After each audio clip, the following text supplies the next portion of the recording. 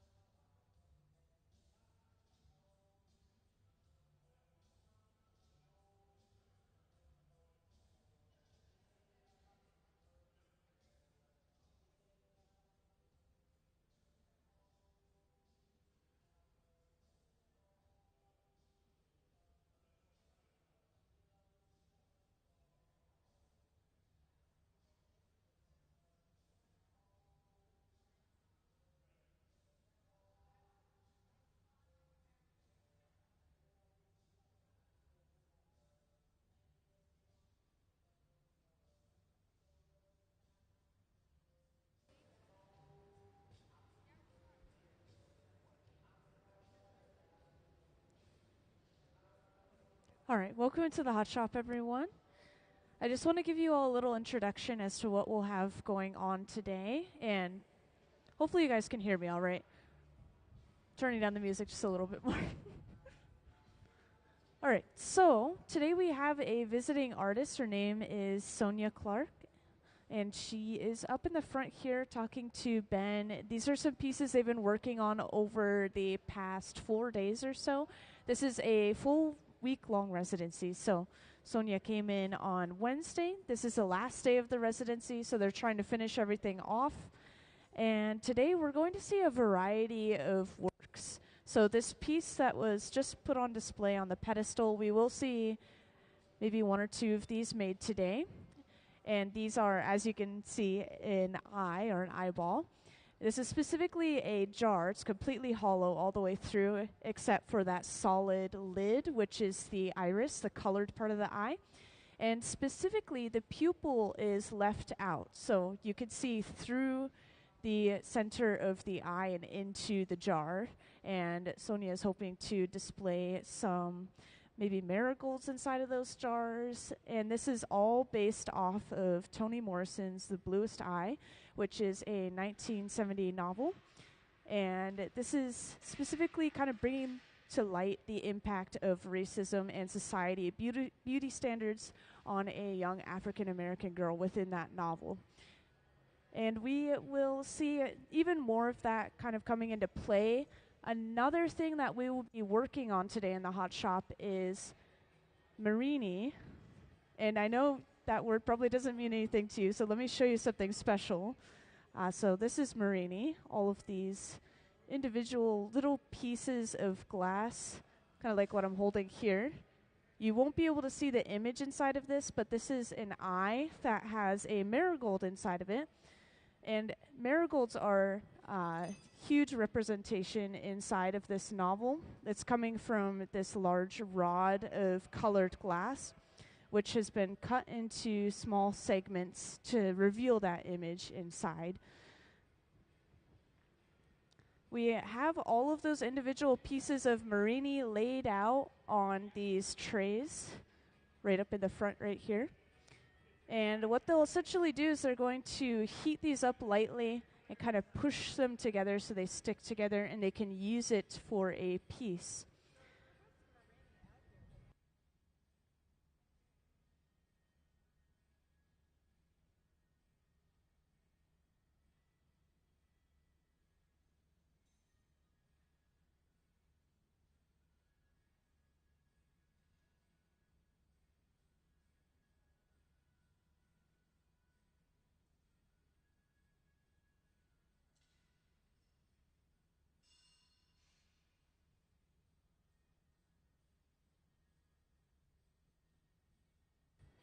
So yeah, we are just kind of getting started in the hot shop. They have to let things heat up to a certain temperature before they get started. And if you guys ever have any questions, feel free to just grab my attention. Let me know. If you have any questions for the visiting artist, I can grab her attention for you, bring her over to answer those questions. So feel free.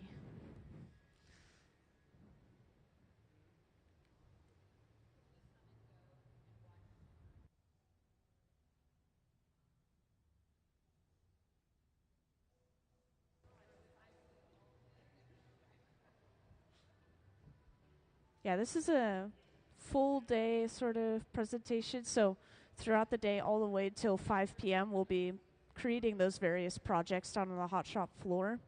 So yeah, I recommend, since we are getting started still, that maybe you take a loop around the museum and look at the galleries first and come back. Might be a good idea.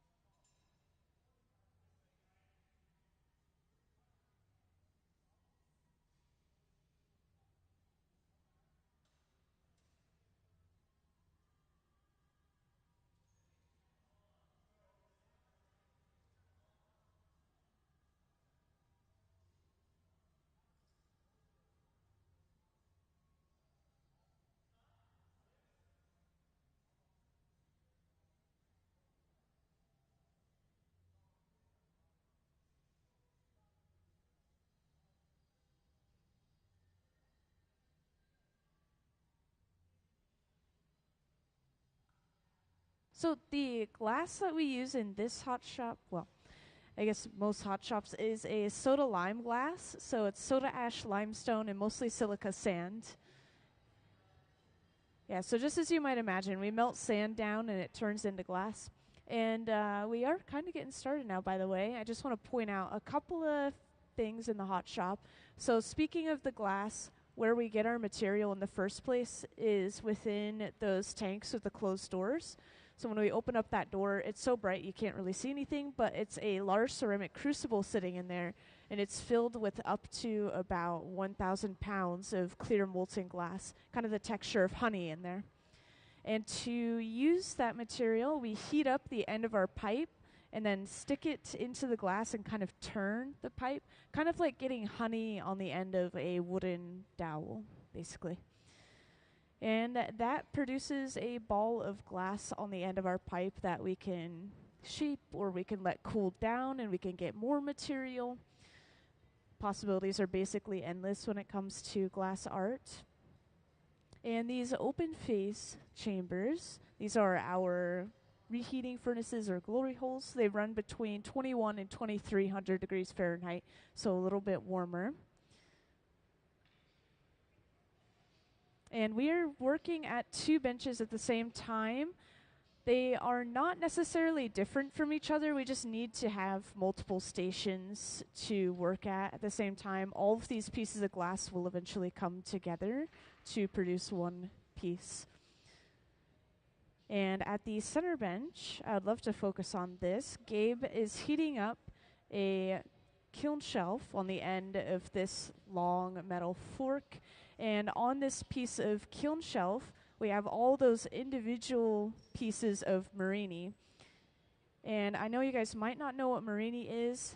We have a ton of examples up in the front right here if anyone wants to take a closer look. This is basically essentially all these little eyes with marigolds in the center as the iris. That's what the image is within those small individual pieces of glass. And once again, the idea is to heat this up enough that they could start sticking together, but we don't want to heat it up so much that it sticks to the kiln shelf itself.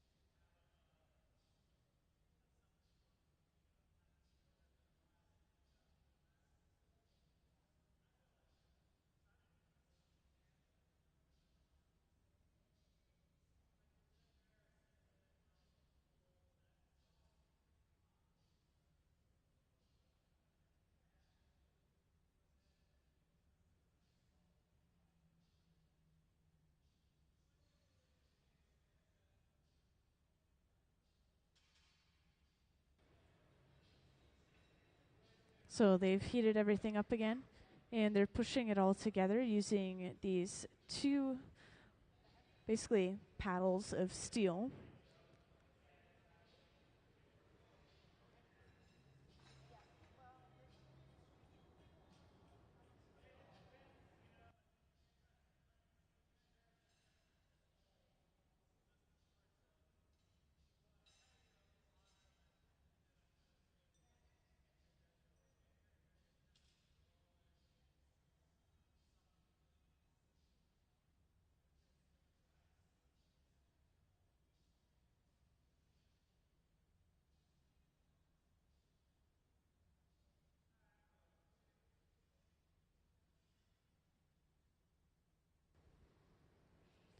So while Gabe has been heating up and preparing the Marini at the center bench,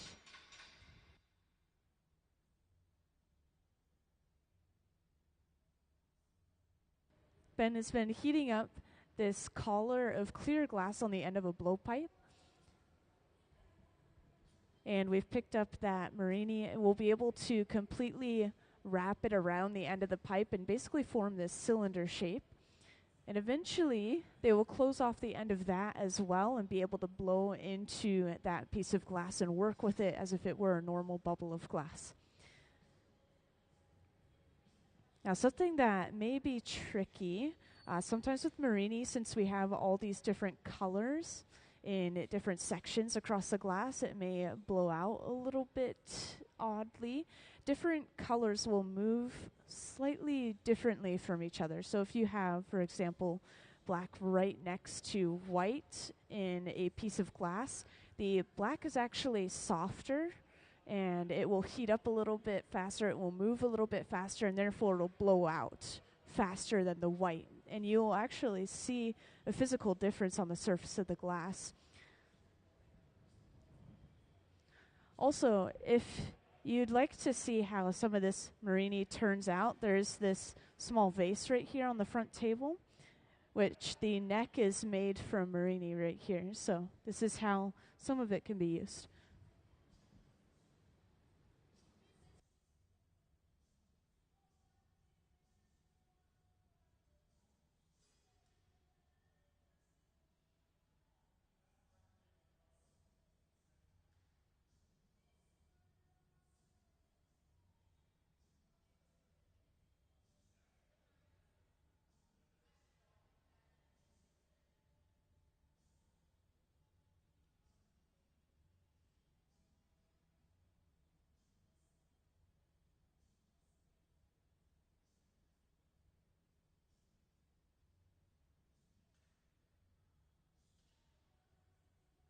So we actually don't make the colored glass ourselves. Luckily, every example I could possibly need is on this table. We get color shipped in a few different forms, but this form right here is called color bar, and kind of self-explanatory. It's a bar of solid colored glass through and through. And it's just different metals, minerals, and oxides that are mixed into the raw clear glass mixture, so kind of that sand texture. Throw in the extra minerals and metals, and you kind of shake it all together and then melt it into those bars. And other times you may see different forms of coloring, such as powdered colored glass or shards of colored glass. It's basically the same thing, they've just crushed it up into a finer texture.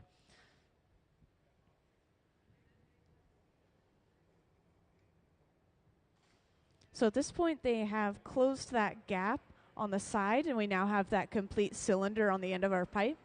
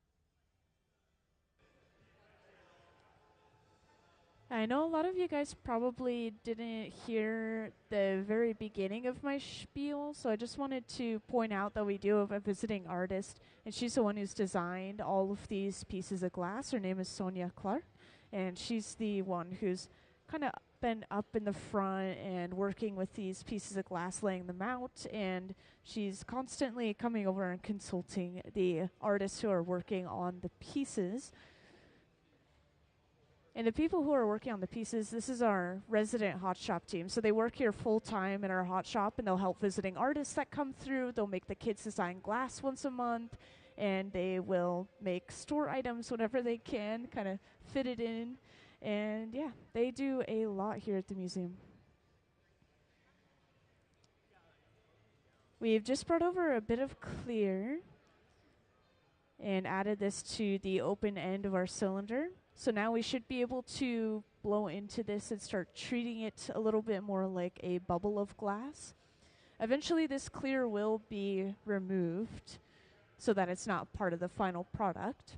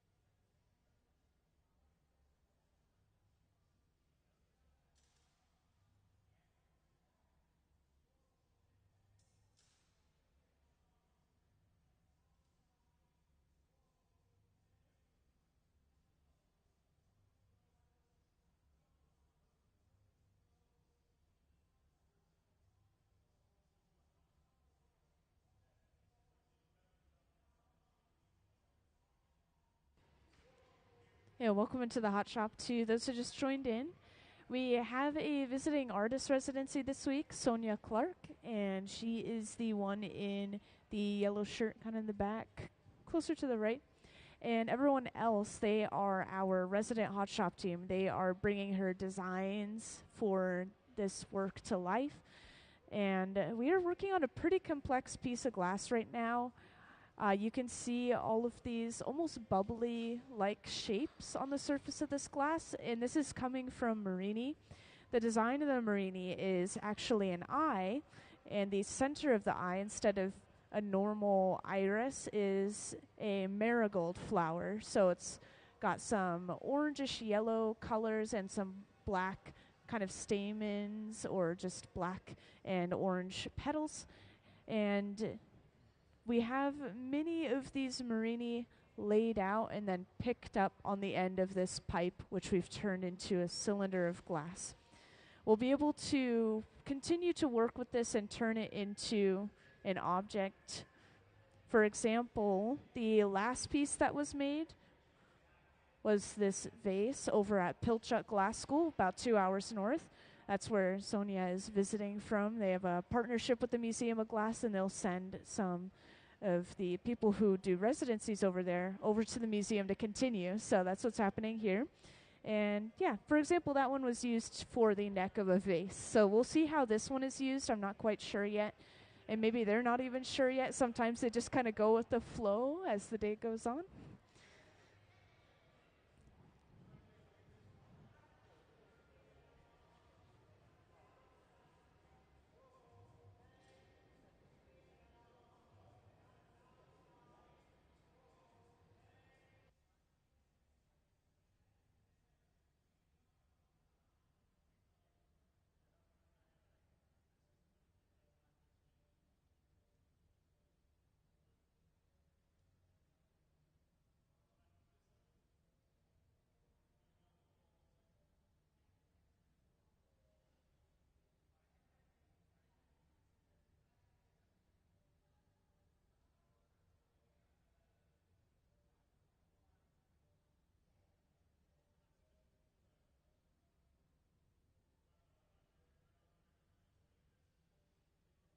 Also, just to point out, we do have an artist talk today. So every Sunday or the last day of the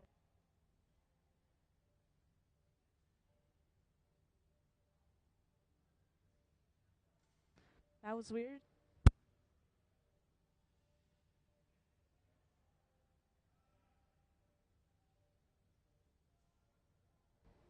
Testing.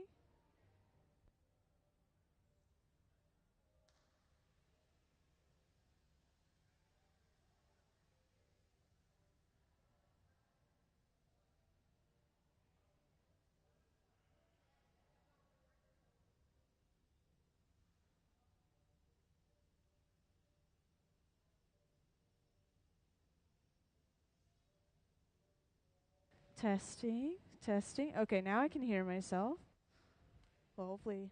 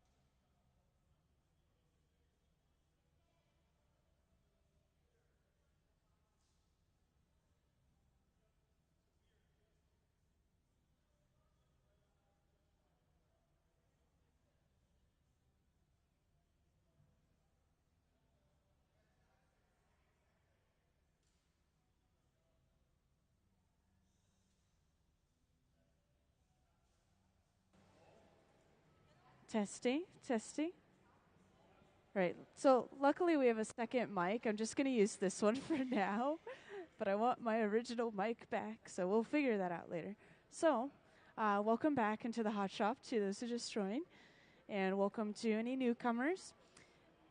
We are continuing to work with that Marini, which I pointed out are those individual little detailed pieces of glass. We have some examples down here on this front table. We took that drill and pushed it into the end of the bubble, essentially just to create an opening so that we could open up this other end of the glass.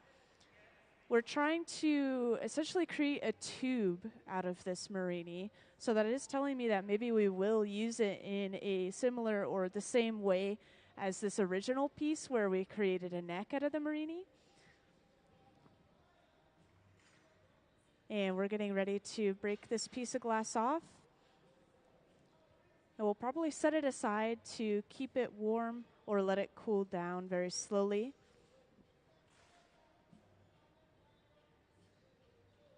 This large black box, I know we haven't seen it yet today, so I'll point out this is the annealer. And it sits at just about 900 degrees Fahrenheit. We'll slowly cool the glass down in that box overnight.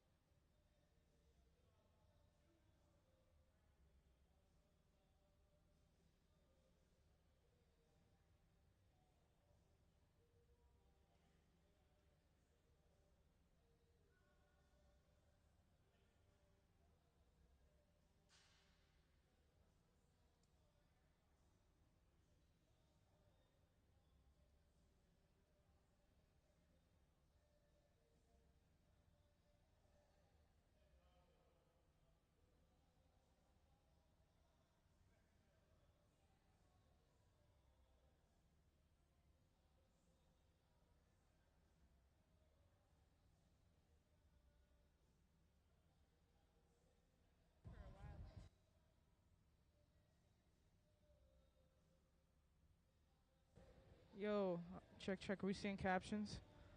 Seeing captions. Is this loud? Check. 1, 2. Seeing captions. Check. 1, 2.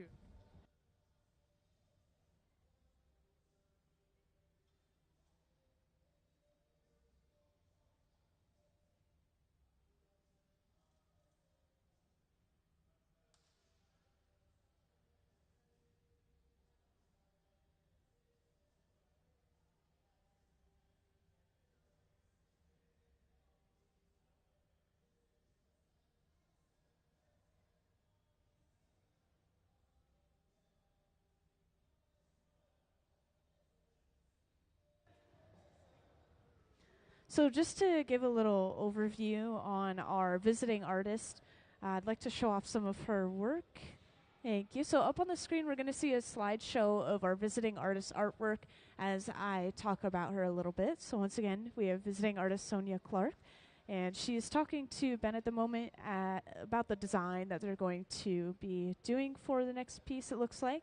But the residency, this is the last day of the residency, meaning that we will have an artist talk at about 1 p.m. today. Sonya will be talking about herself as an artist and about her artwork.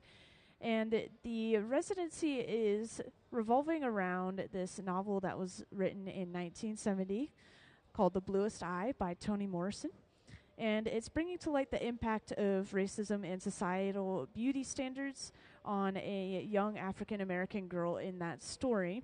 So a lot of these pieces are relating to the novel in the way of marigolds and also these eyes, once again, the name, The Bluest Eye.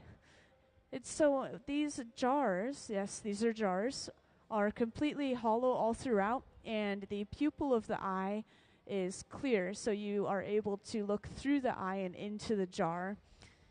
And Sonya was telling me that's kind of playing in a way on like looking into someone's soul and kind of seeing who they are as a person. And so she's going to try to put some marigolds inside of these jars. She might put some other items inside of these jars in the future. And all of these pieces, or some of them, are prep for an upcoming traveling museum exhibit. So these pieces will be eventually put on display. it's always kind of nice to hear and see where these pieces are going to end up as you're watching them made in front of your eyes. And yeah, the pieces we're working on today are, I think, a little bit more experimental, these Marini pieces. So far, we've been mostly focusing on those jars. So I'm happy we get to see this really detailed work today. It's just exciting. And of course, once again, if you guys ever have any questions, whether it's for the visiting artists, such as the inspiration behind these pieces, or just questions about the hot shop in general, feel free to raise your hand and let me know.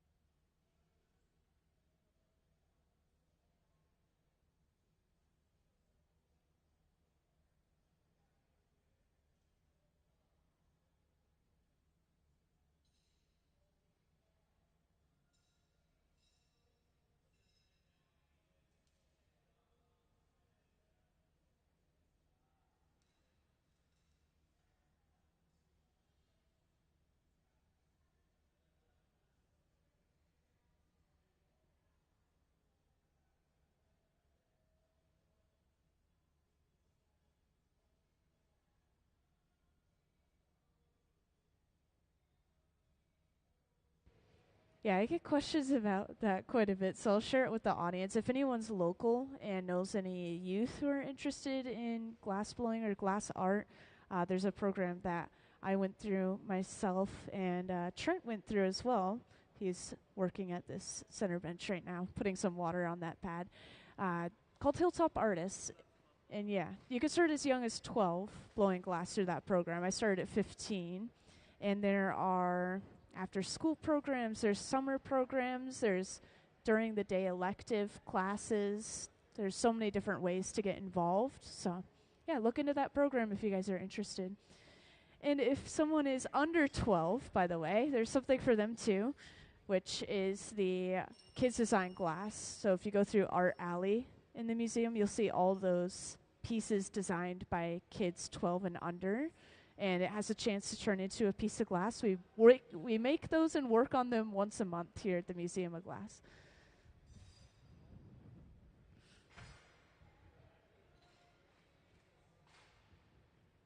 Some of you were around for the first pieces of Marini we were working with, but for those who didn't see this process earlier, we're just heating up this piece of kiln shelf. It has all those individual little pieces of glass with an image inside, the image being a small eye with a marigold as the iris, the color part of your eye.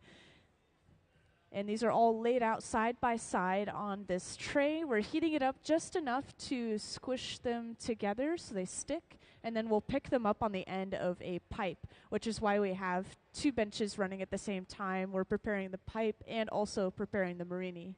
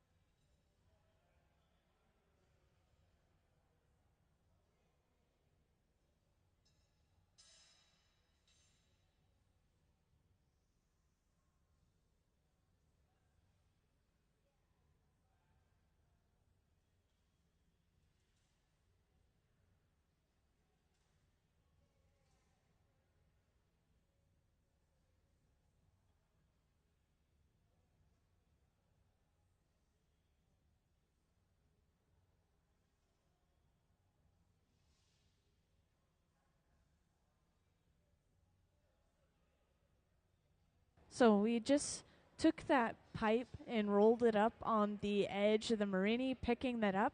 And we still have it opened up at this point, but eventually they will completely close that marini around itself to create a cylinder on the end of the pipe.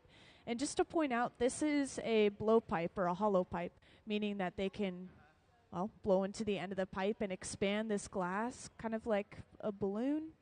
And that is where the blowing and glass blowing comes into play.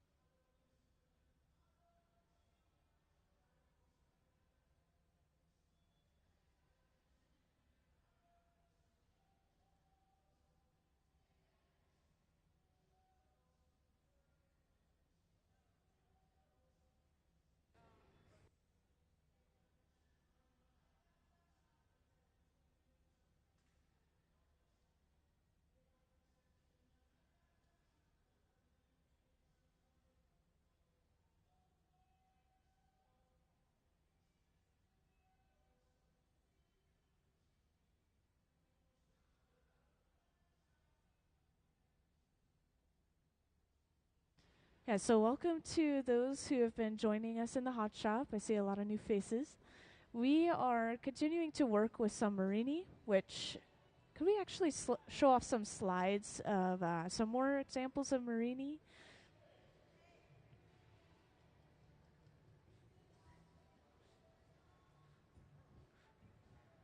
Yeah, so once again, we have visiting artist Sonya Clark, and she's right here up in the front and center, waving at you all. She's the one who's designed these pieces of glass that we'll see made today and that we already see out on display on the various tables and pedestals in the front. And this piece of glass that we are working with at the center bench is using Marini, which I wanted to show off up on the screen. These are some more examples of Marini. Essentially, you create a long rod of glass that has an image inside of it. And when you cut up that rod of glass, it reveals that image repeating over and over and over again inside. So you get that same image. You can lay them all out on a tray, which we've already done. And then we pick it up on the end of a pipe, like this one is showing right here. That pipe has a little bit of clear glass on the end to attach to the Marini. And we have essentially created a cylinder out of that Marini on the end of the pipe right here. We're just closing off the end of the cylinder now with a little bit of clear glass so that we're able to blow into it and work with it a little bit more. And this is the second piece that we're working on that has Marini in it. I assume maybe they'll eventually be attached together to form one longer, larger piece, but I'm not quite sure. But I have heard from our visiting artist, Sonya, that this is turning into the handle of a magnifying glass. And she's wearing a magnifying glass around her neck that she's been showing off, kind of comparing with what is being made.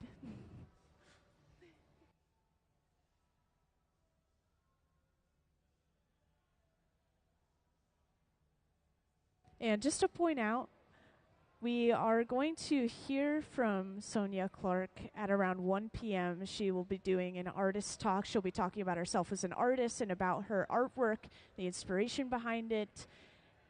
And this happens at the end of every residency, so this is your chance to hear about the artwork more in depth.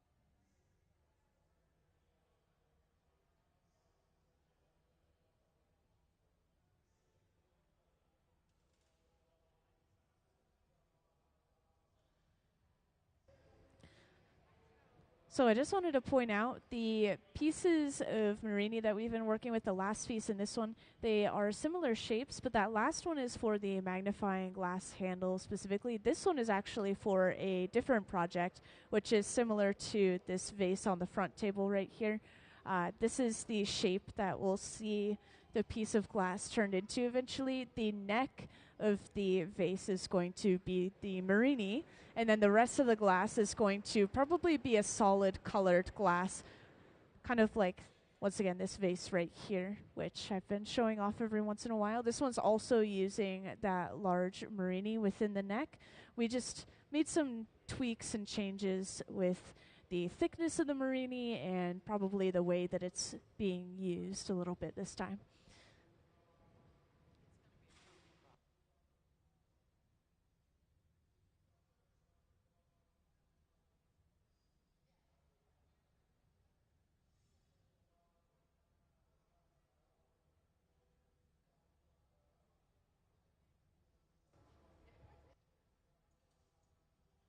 Okay, so this is going to be a perfume bottle that will eventually hold marigold essence. And once again, I just want to point out, I think that you guys were mostly here for when I was explaining these pieces of glass, but once again, the images on the surface of this piece are eyes that have a marigold flower as the iris, the colored part of the eye, and these are basically repeating over and over again on the surface of this piece of glass, so you can kind of see it up on the screen a little bit better.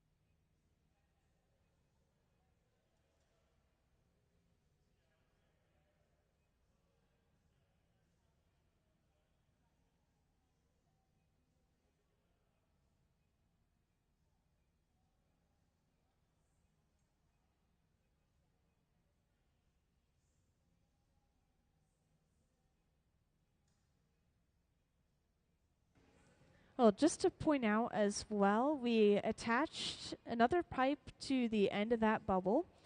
And next, we broke it off of that original pipe, which, pointing out, that was a blowpipe. We were blowing into the piece. We are no longer blowing into the piece. Instead, we are opening it up from that small opening created from breaking it off. Just kind of finishing off this shape.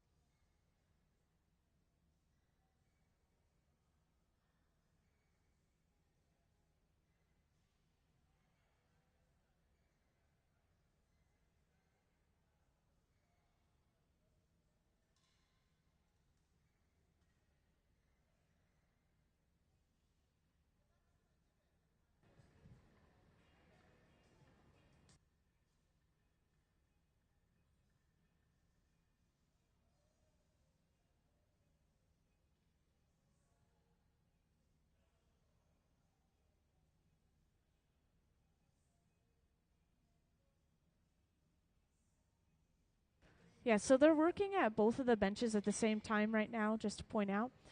They are creating the rest of the piece over on the left bench at this moment, which is going to be a yellowish aurora, or as a little bit of a better explanation, kind of a honey color, or golden honey. And this is essentially just a small clear bubble that is started, and then we add that color on top. And the way that we add color is through something called color bar, this solid rod of colored glass. We get these shipped in, we'll break it up into smaller sections, and then we will melt it on the end of a pipe and use it in various ways. So we have that color on the end of our pipe, we have a bubble within it already, and we are going to probably build up a little bit of mass on top of this by gathering more clear glass. Which, if you haven't seen that process already, kind of the start of things, I want to point out, once again, these large tanks with the closed doors. Sarah's at the one on the right now. This is our glass furnace. So inside of here, we have a large ceramic crucible filled with molten clear glass. So she's just gotten another layer of that clear. It's the texture of honey coming straight out of that furnace, sitting at about 2100 degrees Fahrenheit.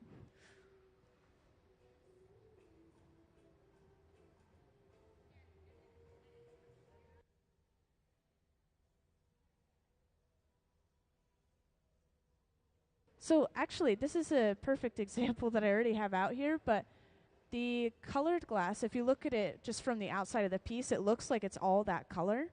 But if you look at the cross section, you'll see it's just a thin layer of color, and it's sandwiched between layers of clear. Usually we have more clear on the surface than underneath. Usually we just have a little bit of clear as our bubble, and then we get that color right away.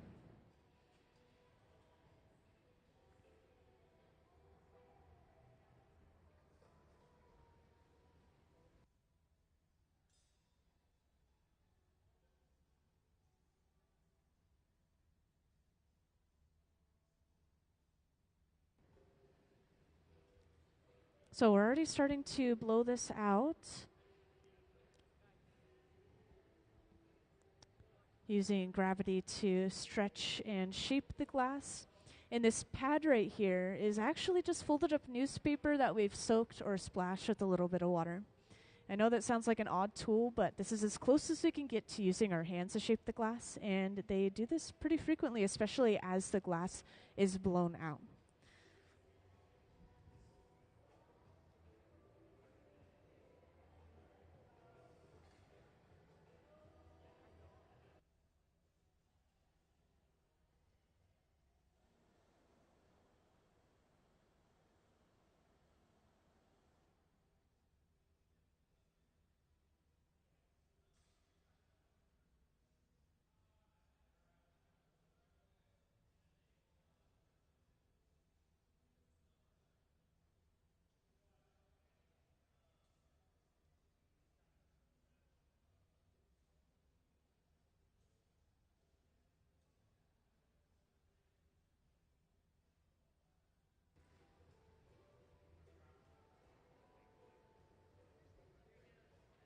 So those two metal blades that Ben briefly used, those are the jacks.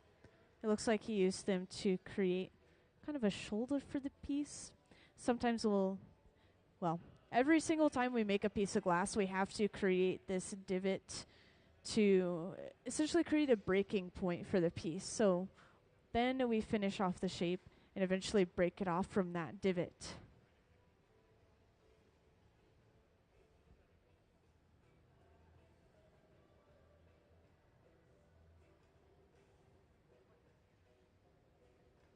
And just to point out the design on the floor once again, this is what we're going for the final product of our piece. And a portion of the neck is going to be made from the Marini that we were working with earlier, meaning that we have this color as the top of the neck, kind of where it flares open. And then we also have this same color for the body or the base of this piece.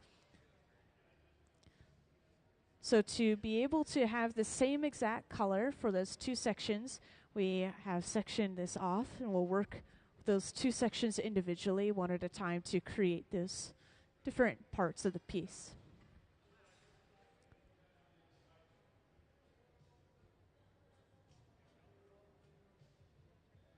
Also, this box is going to come into play a few different times here for this piece. This is the garage. It sits at just about 1000 degrees Fahrenheit. There's a flame in the corner that we'll use to heat pieces up a little bit further. And we will put pieces of glass aside in there to just keep them warm while we finish other sections of the piece. So we've placed the Marini that we were working on earlier in there to just keep it warm in the meantime.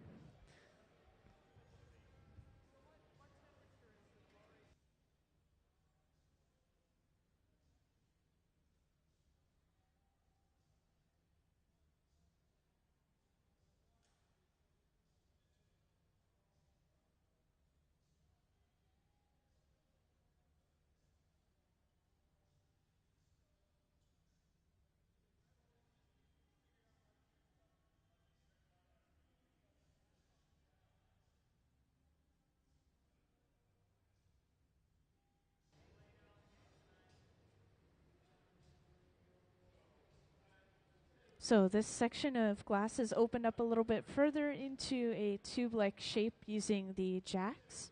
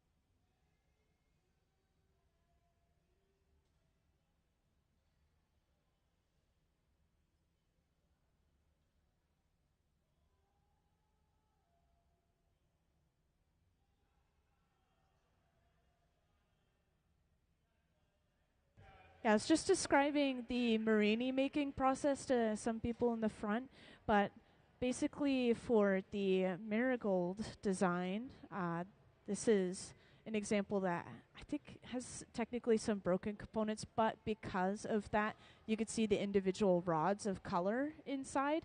And I was pointing out that our visiting artist Sonya is working with those rods of color right now.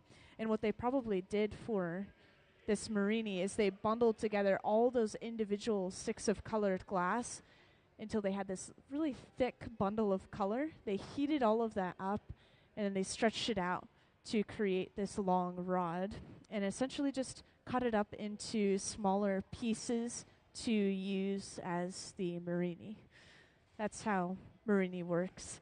And relatively similar process for Millefiori, but there's so many different kinds of ways to use color to create those designs inside of the glass.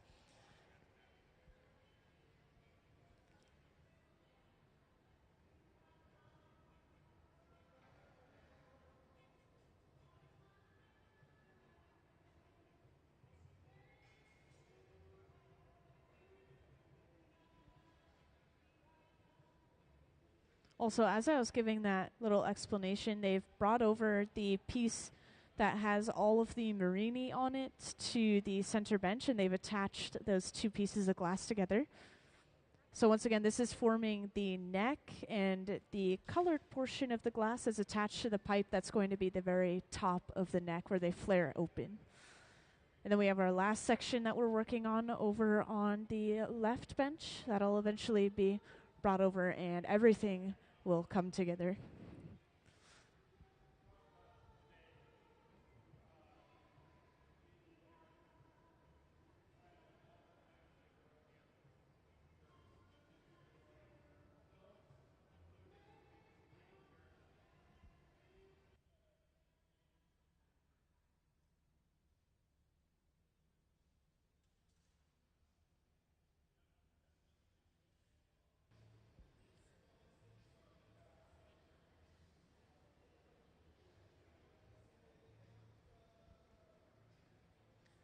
Also, we have a large event coming up that I'm excited to share about, and I want to start sharing it more frequently because it is coming up.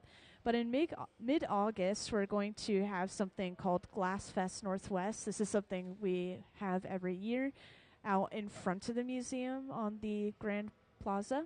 And basically what it is a huge art festival specifically relating to glass art. So there will be artist booths, there will be glass demos, there's food trucks and music, and there's free admission to the event specifically. So you just walk around and you admire the art and you have fun. It's a really fun event and it's pretty large, so you can look forward to that happening soon.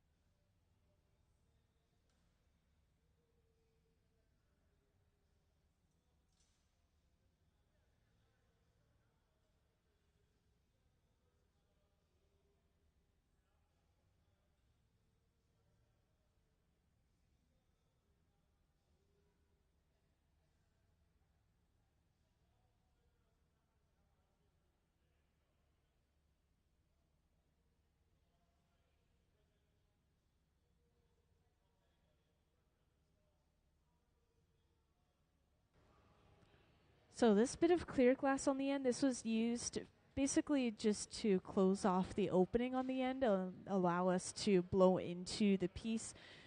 And that means that we are going to break this little bit of clear off. We are done with kneading it. So we've sectioned it off. And specifically, Ben is not cinching all the way down. If you were to cinch all the way down with a tool, he would basically be closing off that opening again. Instead, he wants to create an opening in the end of this piece so that we're able to attach the remaining section of blown glass. Yeah, for those who just joined in, I just want to point out we are making this shape that you see on the floor to the right of the center bench right here. This is a perfume bottle designed by our visiting artist, Sonya Clark. And she's up in the front. She's been doing some prep work for some Marini that we'll be making in the future. And just to show off an example piece of Marini, this one's large enough that I'm able to show it off. And you can actually see those individual rods of color coming together in the center. And yeah, it's just really interesting to see. So once again, this is called Marini. They basically bundled all of those rods together in a very specific pattern. They heated everything up enough for it to stick together. They eventually stretched it out into a long rod and then cut it up into individual sections. And this piece that we're working on right now at the center bench has Marini inside of it.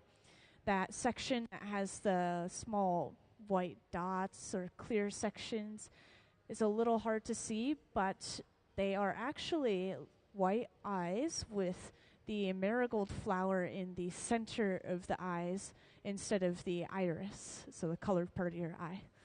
And that's a repeating pattern throughout that entire section of glass that they've been working on.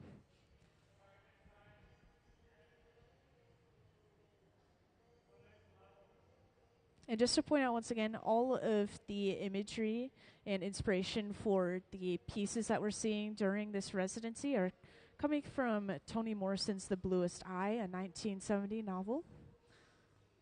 And this is bringing to light the impact of racism and society beauty standards on a young African American girl within that novel. All these pieces are prep work for an upcoming traveling museum exhibit that our visiting artists will be taking part in. So you can expect to see these on display soon.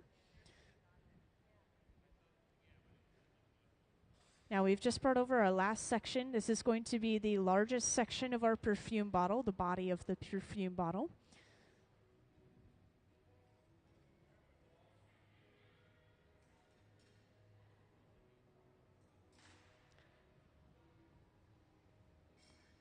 It's a little bit hard to tell when the glass is hot, but the color of the body and the color at the very top of the neck, they're exactly the same. They came from the same bubble earlier that we just sectioned those individual sections off, and then we added that middle section.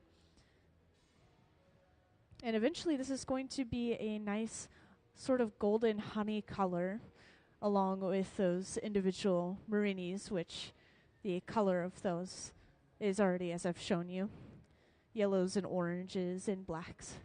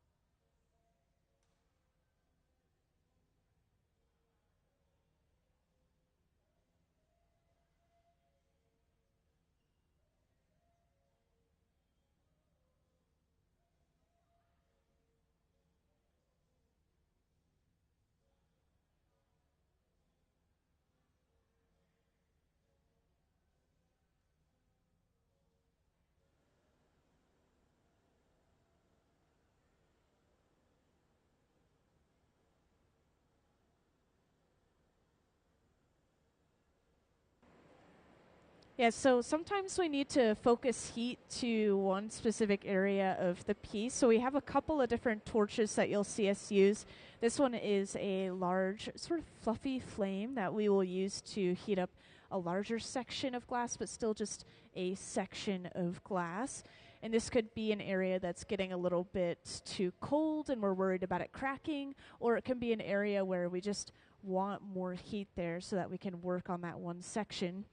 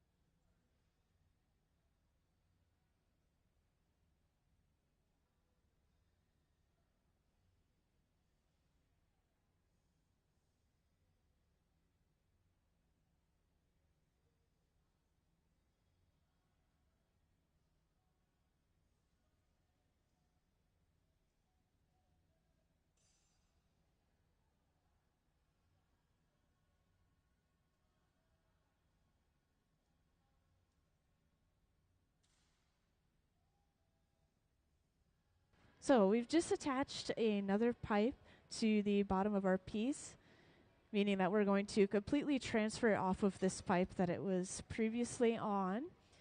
And once again, this is the point. This means that we've basically finished the lower half of the piece. We're not going to be altering that shape on that lower half anymore. We're going to instead start opening up and flaring out the top of the neck and finishing off the neck itself. So we're getting pretty close to finishing this piece in general. And I would love to point out, as this piece has cooled down more and more, it looks like it's pretty solid, but it's still at just about 1,000 degrees Fahrenheit. The glass starts to melt at about that temperature, and we usually have it kind of a taffy or putty texture when we're working with it.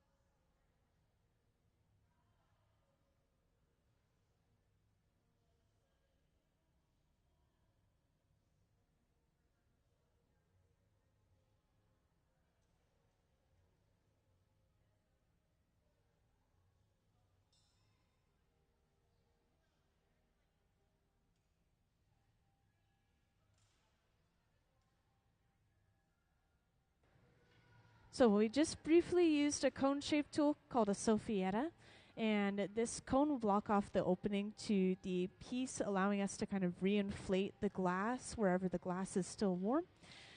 Usually this is used to expand kind of the shoulder area of the piece. In this case, it's looking like we expanded the neck a little bit.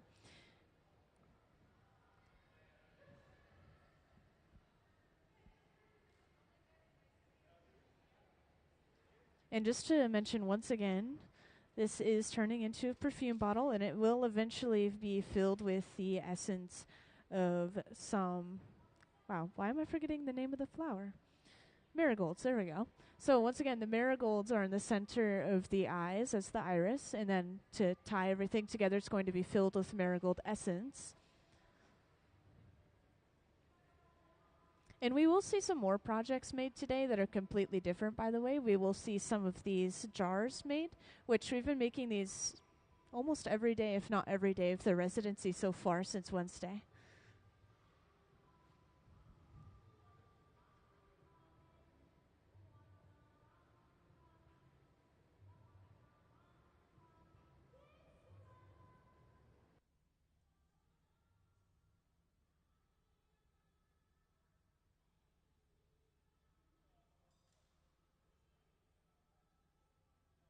So this project has a pretty big backstory. I have a good little spiel for you guys, so don't worry. But we have a visiting artist in here today, and that's what's been going on all week. So this entire week, since Wednesday through today, we've had Sonya, and she's in the yellow shirt in the back there. Everyone else is our full-time hot shop team, and they're helping and kind of assisting bringing these pieces to life that she's designed. And the marigolds are coming from Toni Morrison's The Bluest Eye, which is a 1970 novel. And yeah, the entire residency is based off of that novel, and everything's being tied in, the eyes, the marigolds. And if you guys would like to, you can always take a closer look at some of the stuff on this front table. I also have a piece of Morini, which this is the design in the neck of the bottle that I've been showing off and passing around to people. I know, you're kind of far away.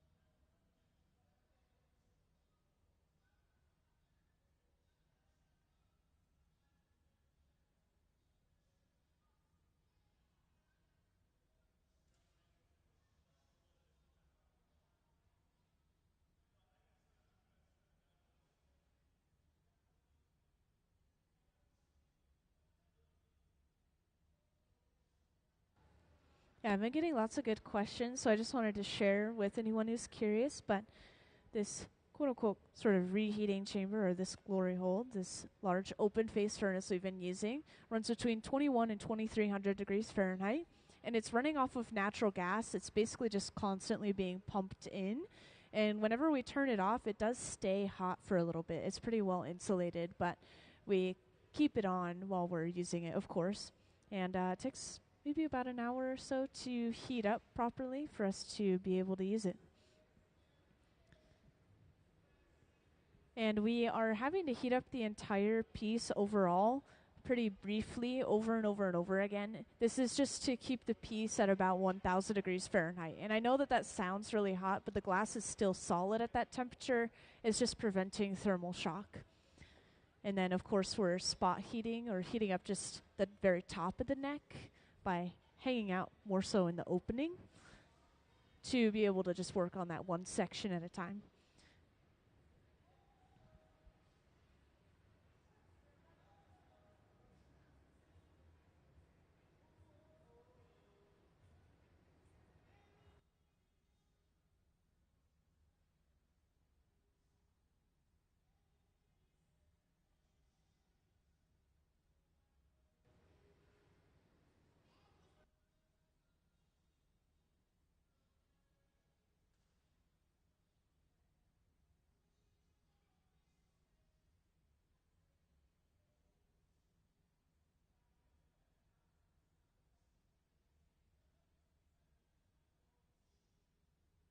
Oh, and I want to point out one more time, since I know people have been coming in and out, but Sonya, our visiting artist, is going to be talking about herself as an artist and about her artwork and the inspiration for her artwork at about 1 p.m. So stick around so you can hear some really in-depth explanations about this work.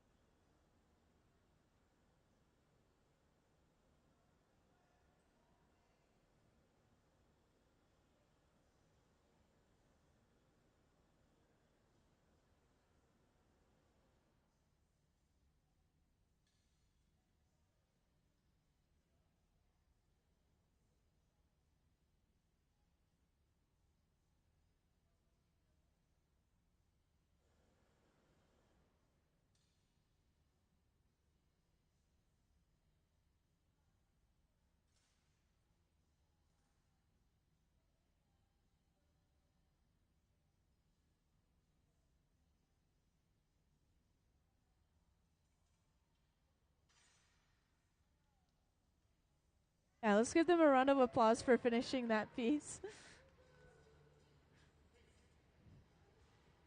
So yes, we have lots of visiting artists that come through that don't necessarily work with glass themselves. Sonya did just come down from Pilchuck, which is a glass school about 2 hours north of us, where she had a residency there as well. We have a partnership with them where we take on some of the people who have residencies and they get to continue them here at the Museum of Glass. But yeah, artists who have residencies in glass studios, they bring in the designs and the ideas, and then artists will help bring those designs and ideas to life. And oftentimes, even when we have glass blowing artists in here, they frequently, yeah, of course, they frequently will not work with the glass themselves, even though they know how to. That is probably because these guys have been working together for a little over 20 years, some of them, about 20 years for some of them, and then individually they've been working with glass for 20 to a little over 30 years. And so they're just very experienced. They know how to work together really well. Why would someone disrupt that flow? So it's just kind of how this studio works in particular. I can't speak for other studios. I haven't been in a ton of others in this sort of professional way, but yeah.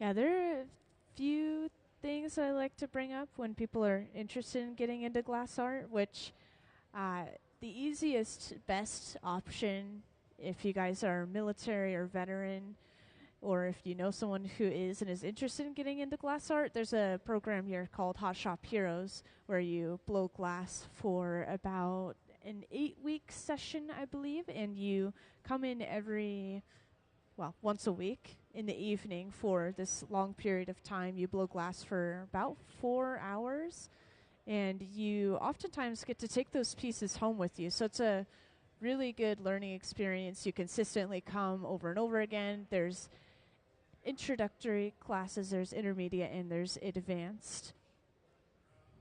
And then there's also, of course, some hands-on opportunities that we have here as well, where you pay to come on the floor and make a small item, such as a paperweight or a float, or, you kind of just get to dip your toes in the water and figure out if you like it in the first place, being on the hot shop floor.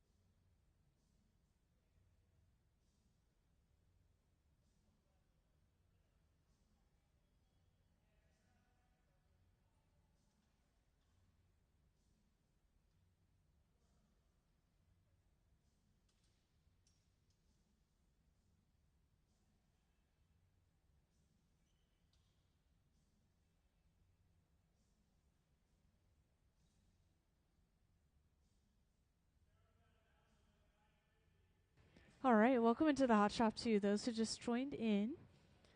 We have visiting artist Sonya Clark up in the front with me, and everyone else down here. They're working down on the Hot Shop floor as our resident Hot Shop team. They work here full-time helping visiting artists that come through along with various other things. Now we are working on our next project. So earlier we created the handle to a magnifying glass. We created this bottle on the floor that you can see to the right of the center bench, that design.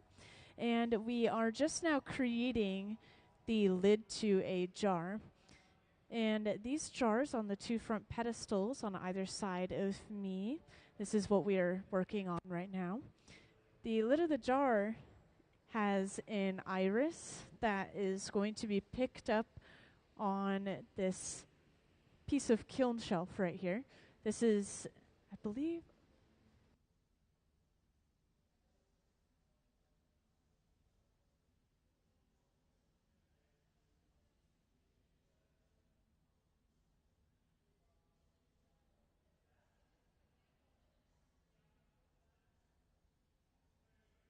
yeah, so this is an enamel decal that has been printed onto a panel of glass and then cut out to be a perfect circle.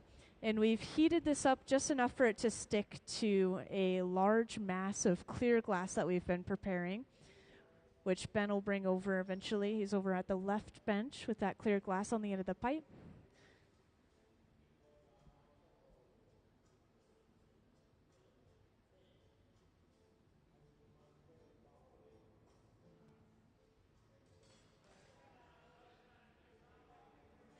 And I want to point out once again that the pupil is missing.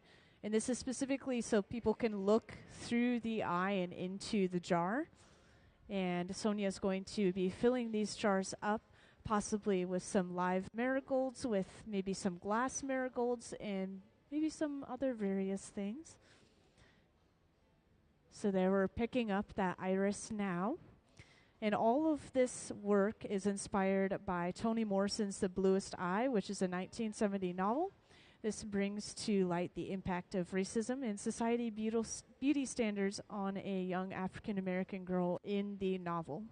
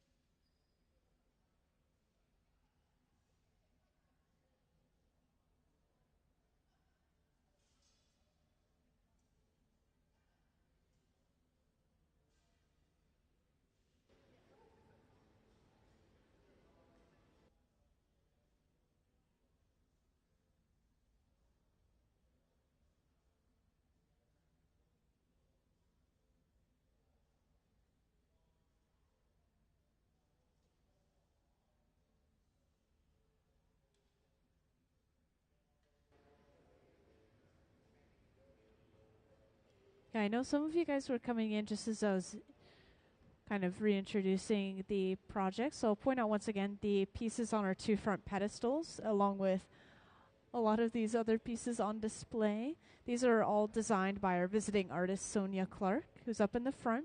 And these are all based off of Toni Morrison's The Bluest Eye, which is a 1970 novel. And we are making the lid to one of these jars right now. And the lid to the jar is, of course, the iris of an eye. And these are specifically missing the pupil, purposefully so you can look through the eye and into the rest of the jar and see what's inside of it.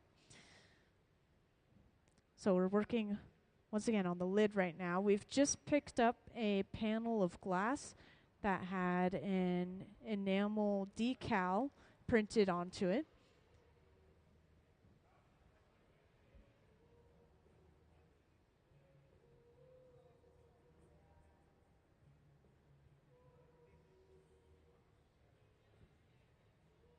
And right now we're sandwiching this glass between the jacks, which are two metal blades, and a wooden paddle on the bottom, creating more of a disc-like shape out of this entire piece of glass.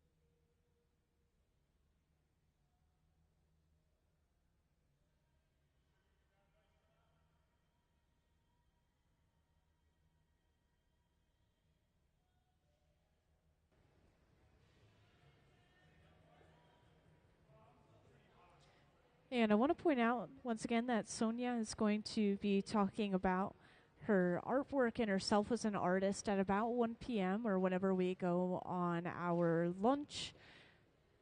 And this is important. This only happens once during the entire artist residency, usually on Sunday, to kind of finish things off and wrap things up. And then, of course, we will start back up after lunch and finish at around 5.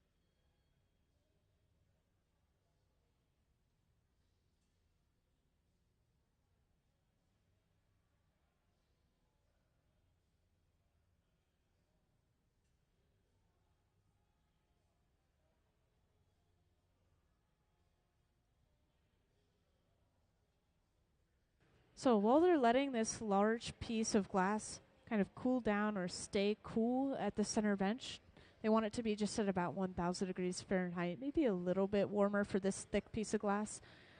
Gabe is also going to be gathering up some clear glass on the end of his pipe over on the right, layer after layer after layer, letting that previous layer cool down a little bit each time. And this is eventually going to be brought over and then dropped or added to the very end of this disc to create the rest of our lid. So the shape of this lid is, of course, the eye is flared out at the top, and then what you can't see is a small base that sits within the opening of the rest of the jar. So that's going to be the remaining section of the lid.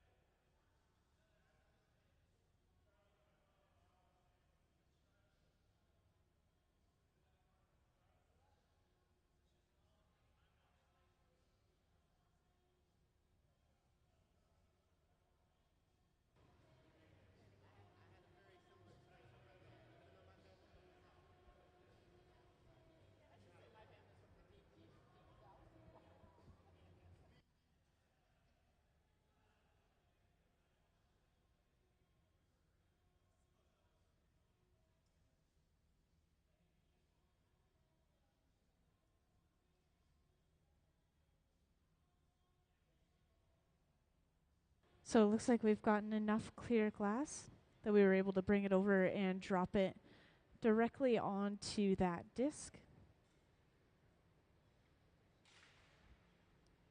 And once again, any color you see in that glass that was just added is all just because of the heat of the glass. The glass is so hot that it's glowing and emitting light, and it makes it appear yellow or orange depending on, what stage the glass is in cooling wise.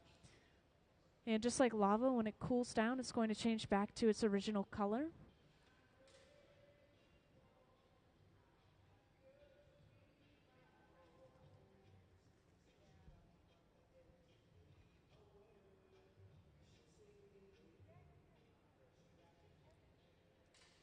And we go in with some calipers, just making sure it's going to fit in the opening of that jar just right.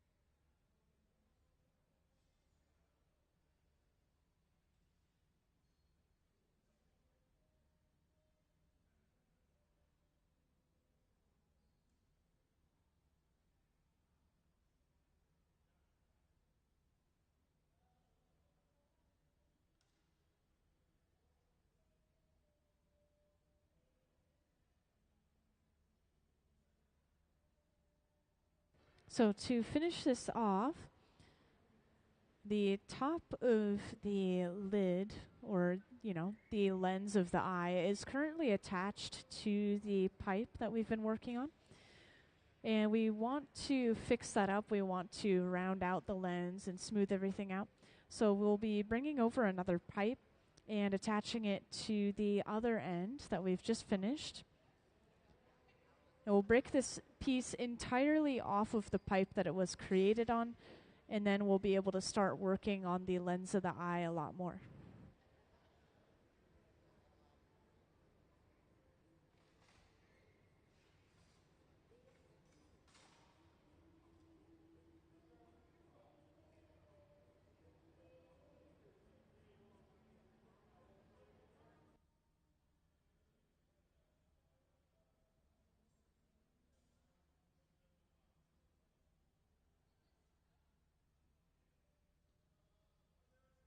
To break pieces off, we'll apply a little bit of water to that connecting point, and the water creates thermal shock. It cracks that connection. And then when we tap the pipe, it sends a vibration to those cracks, and it pops the piece right off. And this is why it's so risky to make things like goblets they have all these really small components and all of these really little connection points. And so when we set the pipe down, you'll notice we're really ginger, we're really gentle with it. We don't want to create any vibrations in the piece.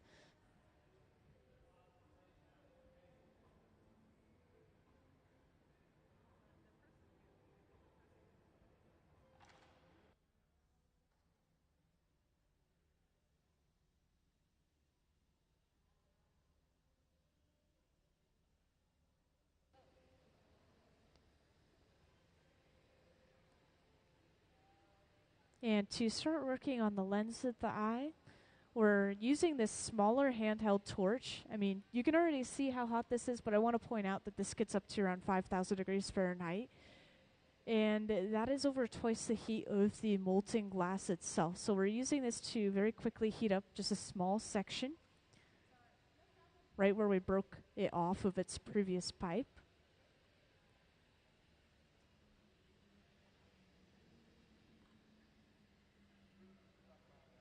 And this makes sure that the rest of the piece is staying solid. We're not altering the shape of the entire thing by heating it all up at the same time. Instead, we could just alter that one small section.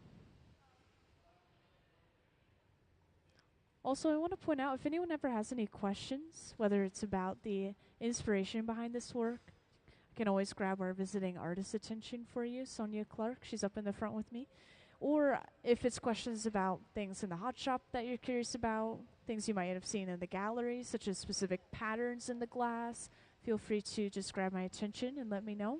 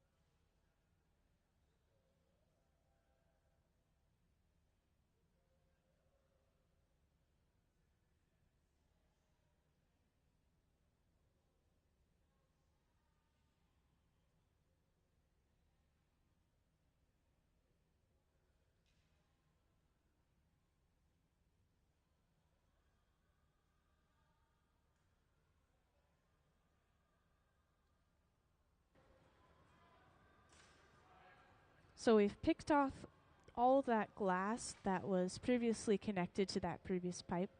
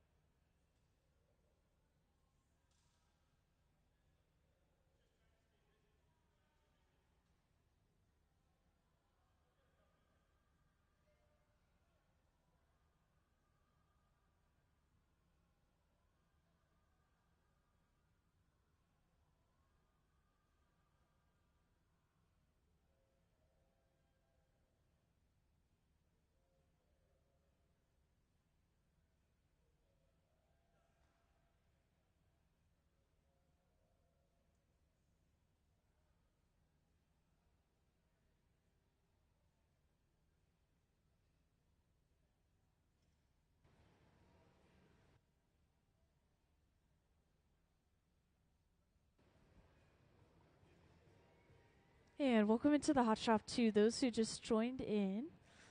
Today we have visiting artist Sonya Clark, and she's up closest to the front right here. Everyone else you see on the floor, they're basically acting as assistants. They are bringing her visions and her designs to life. This is the last day of Sonya's residency. So she's been here since Wednesday making all of these various pieces that you see out on display. And we are working on another one of these eye jars right now, which are standing on the two front pedestals as well as some of the carts that we have out. And we're working on the lid at this moment. The way that this started is we had a large mass of clear on the end of our pipe, and we picked up a panel or pane of glass that had a enamel decal on the surface printed onto the glass. And this, of course, was a decal of the iris of an eye, the colored part of an eye. The pupil is purposefully left out so that you could see through the eye and into the rest of the jar. And Sonya is eventually going to be putting some marigolds inside of these jars. Some of them may be live marigolds, some of them may be glass marigolds. And all of this work, well, I guess a lot of this work is being made in preparation for an upcoming traveling museum exhibit. So eventually these pieces will be put on display, and they're being made for display.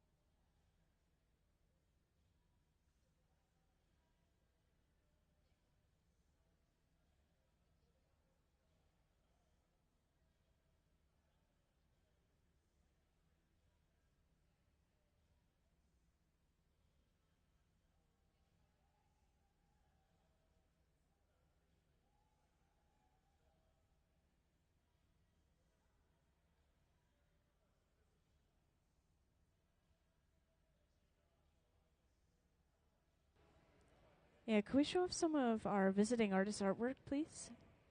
Thank you. So I want to show off this slideshow. I haven't shown it off in a little bit. This is some of our visiting artist artwork. Once again, Sonya Clark. So some previous work, some inspiration photos, some process photos during the making of some of these pieces.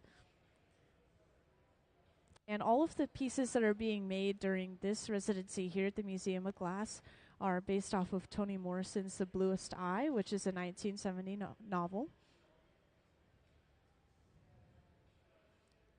So we're seeing a lot of symbolism with the eyes and, of course, a lot of marigold-related work.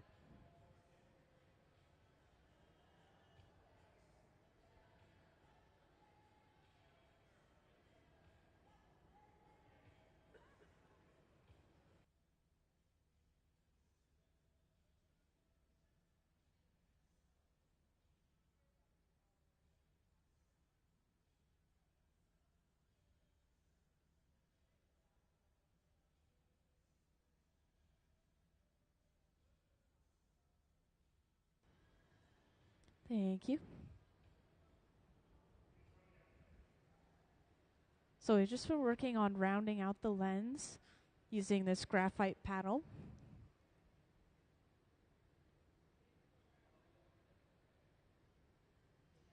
And we're getting artist approval from Sonya.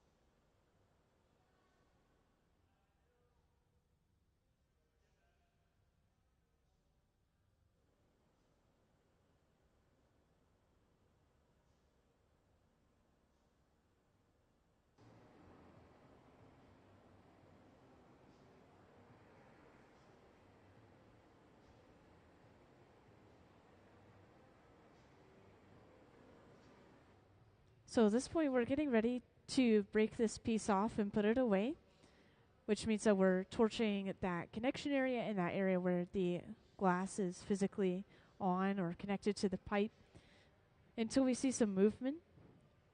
And eventually we will apply a little bit of water to that breaking point and pop the piece off into those Kevlar gloves.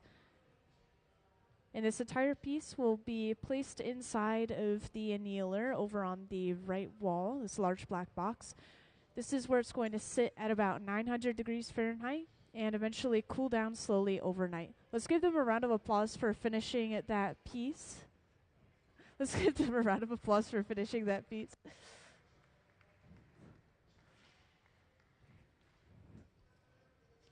So now we have to make the body for this jar, which of course is the overall eye. That was just the lid that we created. And I want to point out one more time that we will have an artist talk at about 1 p.m. whenever we finish our pieces, where Sonya will talk about her artwork and herself as an artist. So that's coming up pretty soon.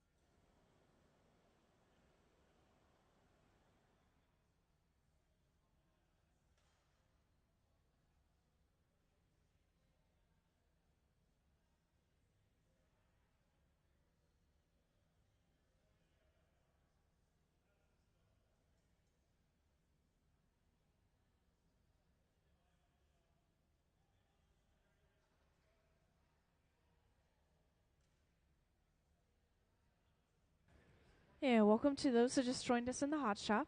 We are finishing off one more small item down here. This is a small eye wash cup, which I had personally never heard of, but it's quite literally to wash your eye. I don't know if this one's going to be used for that or if it's just supposed to be a kind of a historic piece, but to kind of tie into the theme, we have a small piece of Marini that has been added to it. Marini is basically these small pieces of glass that have an image inside of them. This started as kind of this long rod of glass that they cut up into these small segments to reveal that image. So we have one small piece of this in kind of the base of the cup. You might be able to see it if you are using it.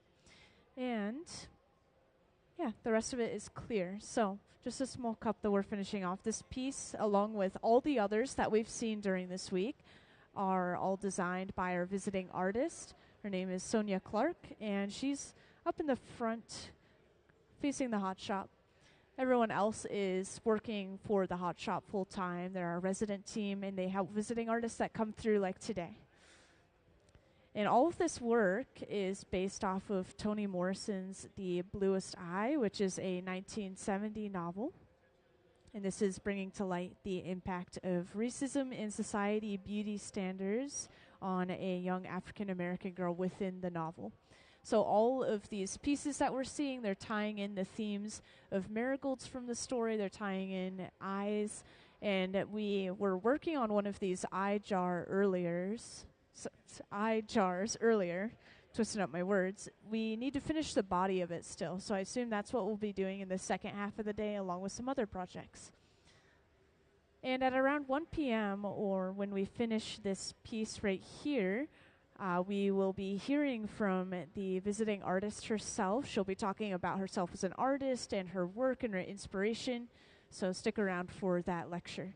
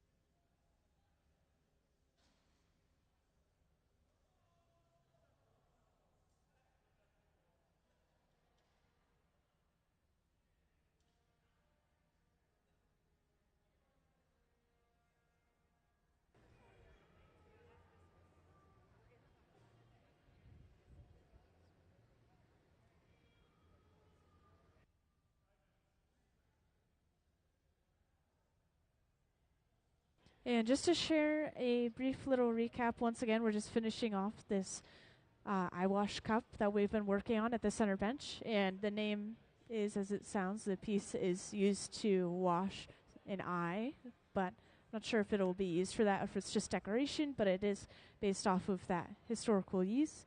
And I've been showing off this piece of Marini to everyone. This is the largest piece that we have, but this imagery is within a lot of the work that we've been making during this residency, including a small piece of it in this eye wash cup in the bottom. So when it's used or when you look inside of it, you'll be able to see that piece of Marini. And this Marini is an eye with a marigold as the iris, the colored part of the eye. Thank you.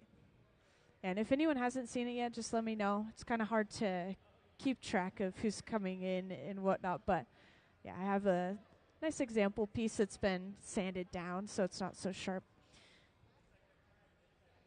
And once again, this is designed by our visiting artist, Sonya Clark, who is actually going to be talking pretty soon about her artwork and herself as an artist. She's up front in the yellow shirt. And let's give them a round of applause for finishing the last piece before our lecture. Yeah, let's give them a round of applause for finishing that piece right there. Oh my gosh, am I not able to be heard? Round of applause for finishing that piece that we just finished. There we go. Thank you. Now, I will be handing off the mic to someone who's going to introduce this lecture. So give me a moment. Hi, my name is Sonya Clark. I'm an artist and an educator. I live in Amherst, Massachusetts, and I'm originally from Washington, D.C. I was trained as a textile artist, but I expand the definition of that to include hairstyling and those who make us beautiful in that way. It was my first time working at all in hot glass at Pilchuck, and many of the things that I learned there allowed me to make prototypes for the kinds of things that we're making here. The project that I'm working on is a project that's based on Toni Morrison's first novel, The Bluest Eye. And so my project is all about eyes and all about marigolds, all about capturing that black girl magic as a salve and a pushback, actually, at the damage of white supremacy in this nation. So we have made eyeballs that are also vessels. These eyeballs are larger than your head, but really like this scale. And the irises of the eyeballs can be removed so that things can go inside of those eyes. The magic, my black girl magic, will be happening inside of those eyeballs. So the irises are different colors, but the pupils are clear so you can see what's happening inside. Everything has to do with eyes and marigolds. Marigolds is healing for how we see each other and who we see through the lenses of our own eyes. You know, if you think about our eyes as being vessels, like they take in everything from the world, right? But they also are responsible for how we treat others in the world, right? So I was thinking, if people have eyes that have been filled with negative images of black and brown people and people who belong to marginalized communities, then those eyes need to be cleaned and healed.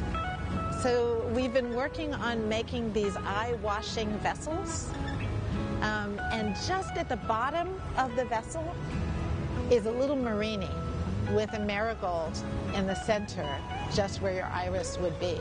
So sort of like wash your eyes with this, and hopefully you will also be healed with that black girl magic so that you can see us properly and do us right.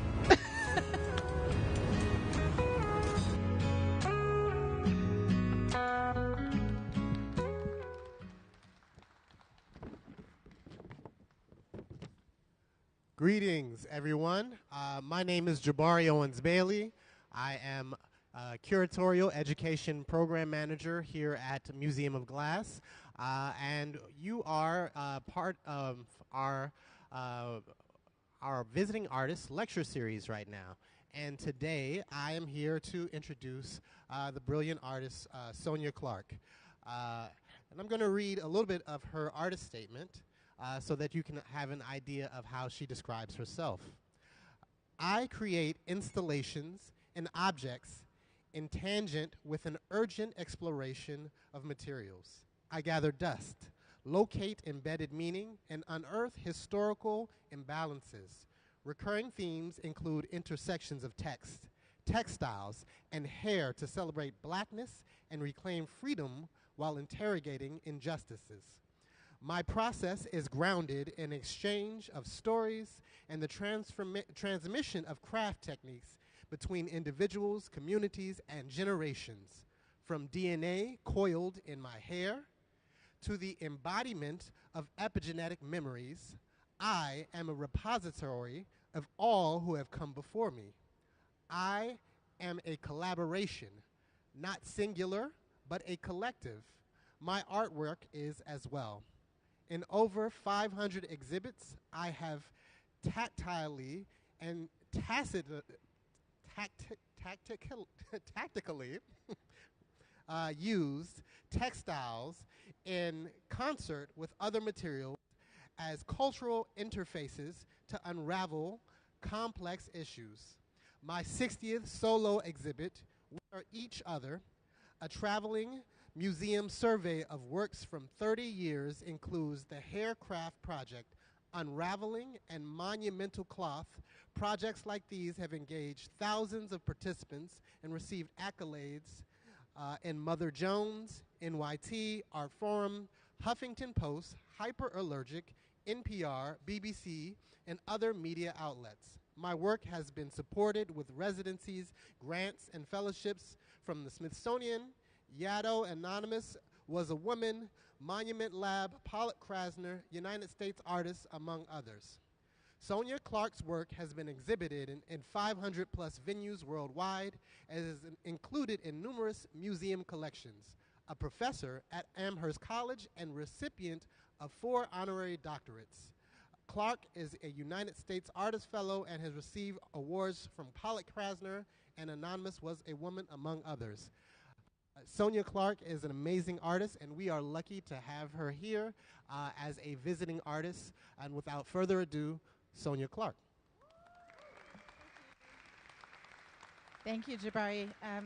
Thank you all for coming, and really the pleasure is mine. This has been an amazing experience working with the artists who live on this hot shop floor, taking the ideas that live in my head and manifesting them through their, I think collectively, maybe 100 years of skill, right? Like I could never catch up to that. So it's really, really a blessing. So I want to thank all of you who have gathered here. I want to thank the ancestors who have brought us here for making our bodies, our souls, and our spirits.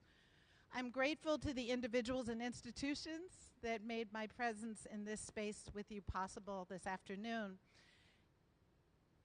And today, I've done this recently a few times, I want to dedicate this talk to the poets, artists, activists who have taught us to stand with purpose and to love ourselves in community despite all the forces that seek to eradicate our love, our purpose, our humanity, our cultures, and often even our bodies. I dedicate this talk to those who have persisted despite the genocides that have occurred on this land and the genocides that are occurring worldwide. I dedicate this to all those who work towards a multicultural democracy and who understand that no life is more valuable than any other. That's not an All Lives Matter statement. That is saying no life is more valuable than any other. So I want to share with you that this gentleman, Paul Robeson, who I never met, this quote by him lives as a guidepost in my studio, a guiding light. You can read it, but I will read it to you. The artist must elect to fight for freedom or for slavery. I have made my choice. I had no alternative. So these words are in my studio, but we do not go it alone. We do this work together because we must. The alternative is detrimental to the whole. When one is enslaved, we all are. That is clear. Robeson himself was deeply influential as a figure and a celebrity. His father was enslaved, made to be unfree, but he escaped his enslaver. And Paul Robeson, the son, was such a prominent celebrity and activist that the U.S. government sought to rein him in by seizing his passport. The tactics have not changed. But he persisted, as we all must persist. And so I have these lovely facts about Paul Robeson. I could talk for hours just about him. But he was born 33 years to the day that the Confederates surrendered at Appomattox. And that was the battle that effectively ended the Civil War. One could argue that the Civil War is still going on, but let's say that the historians agree on this. And then he died in 1976, which is a bicentennial of the signing of the Declaration of Independence. So this man whose father was enslaved died on the day died 200 years after the signing of the Declaration of Independence. So as I think most of you know, I'm not a glass worker, and so I'm a textile artist, and often people will say, oh, you're a textile artist, do you weave? And actually, I like to say I'm an unweaver of things. So many of you are familiar with this flag, yes? Yes, unfortunately. This is the thing. I believe in the power of cloth. It can be used for good and it can be used for bad. I think that cloth can be a monument.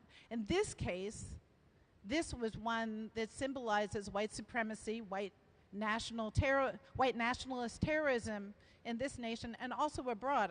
I see the Confederate flag in lots of places around the world.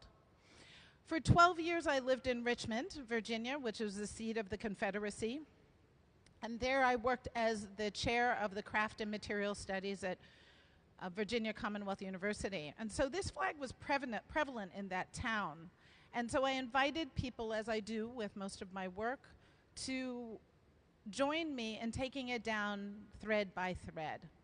And so this is a series. It's been performed on many occasions. You're seeing two pieces, both unraveling, that's the performance, and unraveled, which is the completely dismantled piece.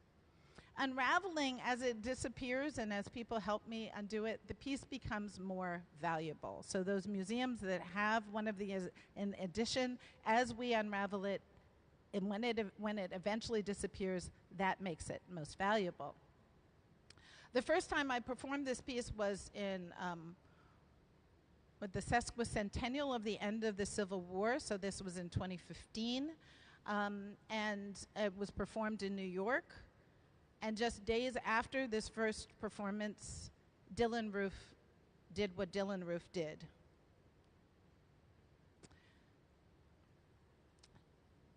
I'm wondering how many of you might know what president's hat this is on the left. Say it loud. Lincoln, right. So you all know Lincoln's hat. How many of you know what the cloth is on the right?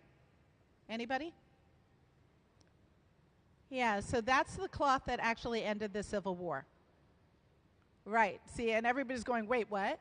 How come I knew one of the battle flags, but I didn't know that one, right? So I was at the Smithsonian doing an artist research fellowship, and I saw Lincoln's top hat, so I gravitated towards that because I'm always interested in the Civil War and what was happening then. And right next to Lincoln's top hat was this half a dishcloth. You can see it's been cut in half. And the text said that this was the Confederate flag of truce that was used to surrender at Appomattox. Now, this is one of the things that artists can do. That happened on April 9th, 1865. One of the things that artists can do is to make things that are unknown or erased historically larger than life and monumental. So I went about with the folks at the Fabric Workshop and Museum in Philadelphia. It's a museum that ironically is in a former flag factory. And they helped me make the truce flag whole, so this Confederate surrender flag whole, and 100 times the scale. So it's 15 by 30 feet.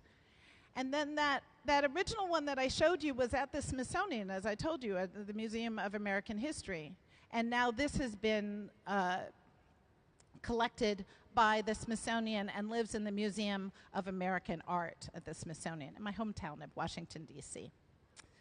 But that's not enough. It's one thing to call this piece monumental and to bring it into the view so it doesn't remain an unknown artifact. I invited people to weave with me. So this piece is called Reconstruction Exercise. People sat down at looms and they were weaving the structure of the truce flag, of the Confederate truce flag, in these long, elongated scrolls. And so you see all the glitches of people learning how to weave this structure that becomes a monument to the end of white supremacy. And this is a version of it when it was at my solo show at the Museum of Arts and Design in New York.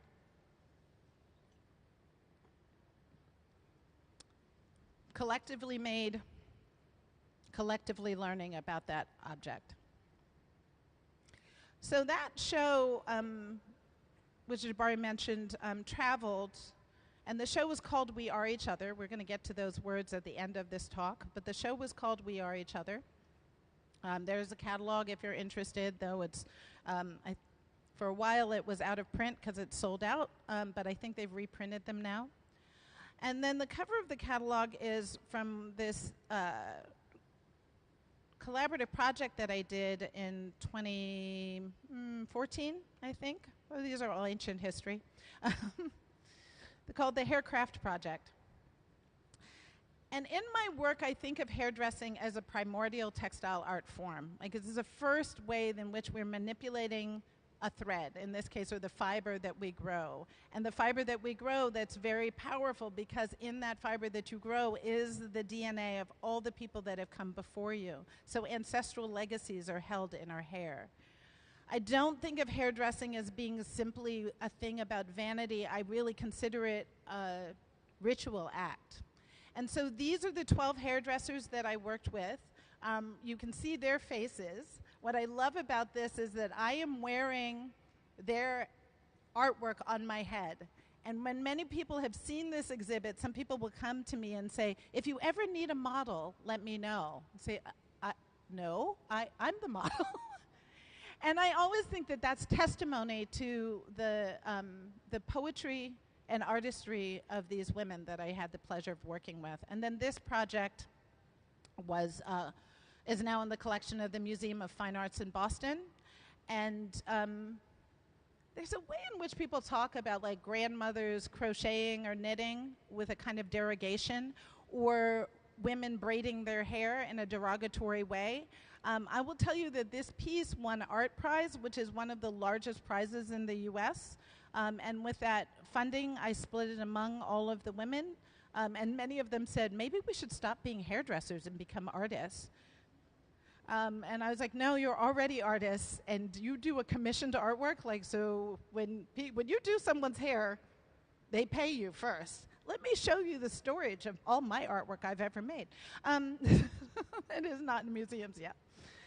Anyway, I will say that if you want to understand freedom or unfreedom in this country, you need not look any further than the treatment of the most marginalized, and in this case, black women, and the policing of our bodies.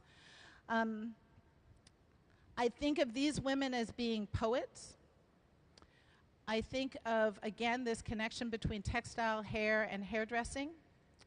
And I think about how in our hair is the stories of our lives. And I think about how if we had a dreadlock that was made from the beginning of someone's life until the end of their life, it would be about 30 feet long. So this is a book of a continuous print of a dreadlock. And I think about this as like, imagine if you knew that you were going to live 100 years, or that that's what fate had held for you, how much wisdom there could be held in you.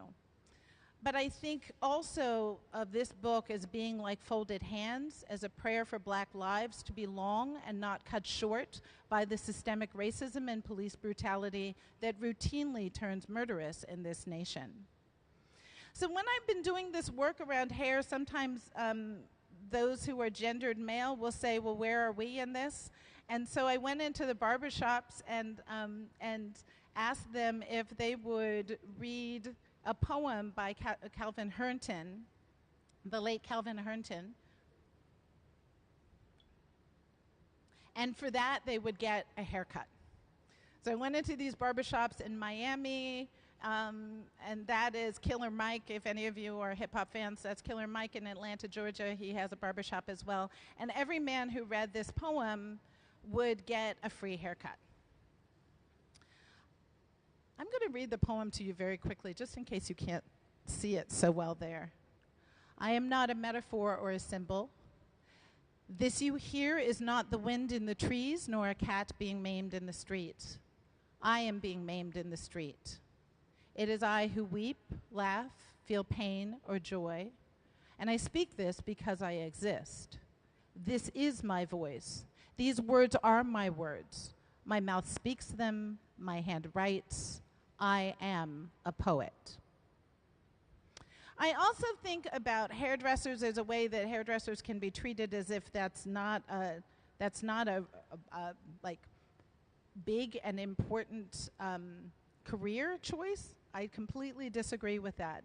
Madam C.J. Walker was a woman who was born 100 years before I was born, but 3 years after the end of the Civil War in 1867.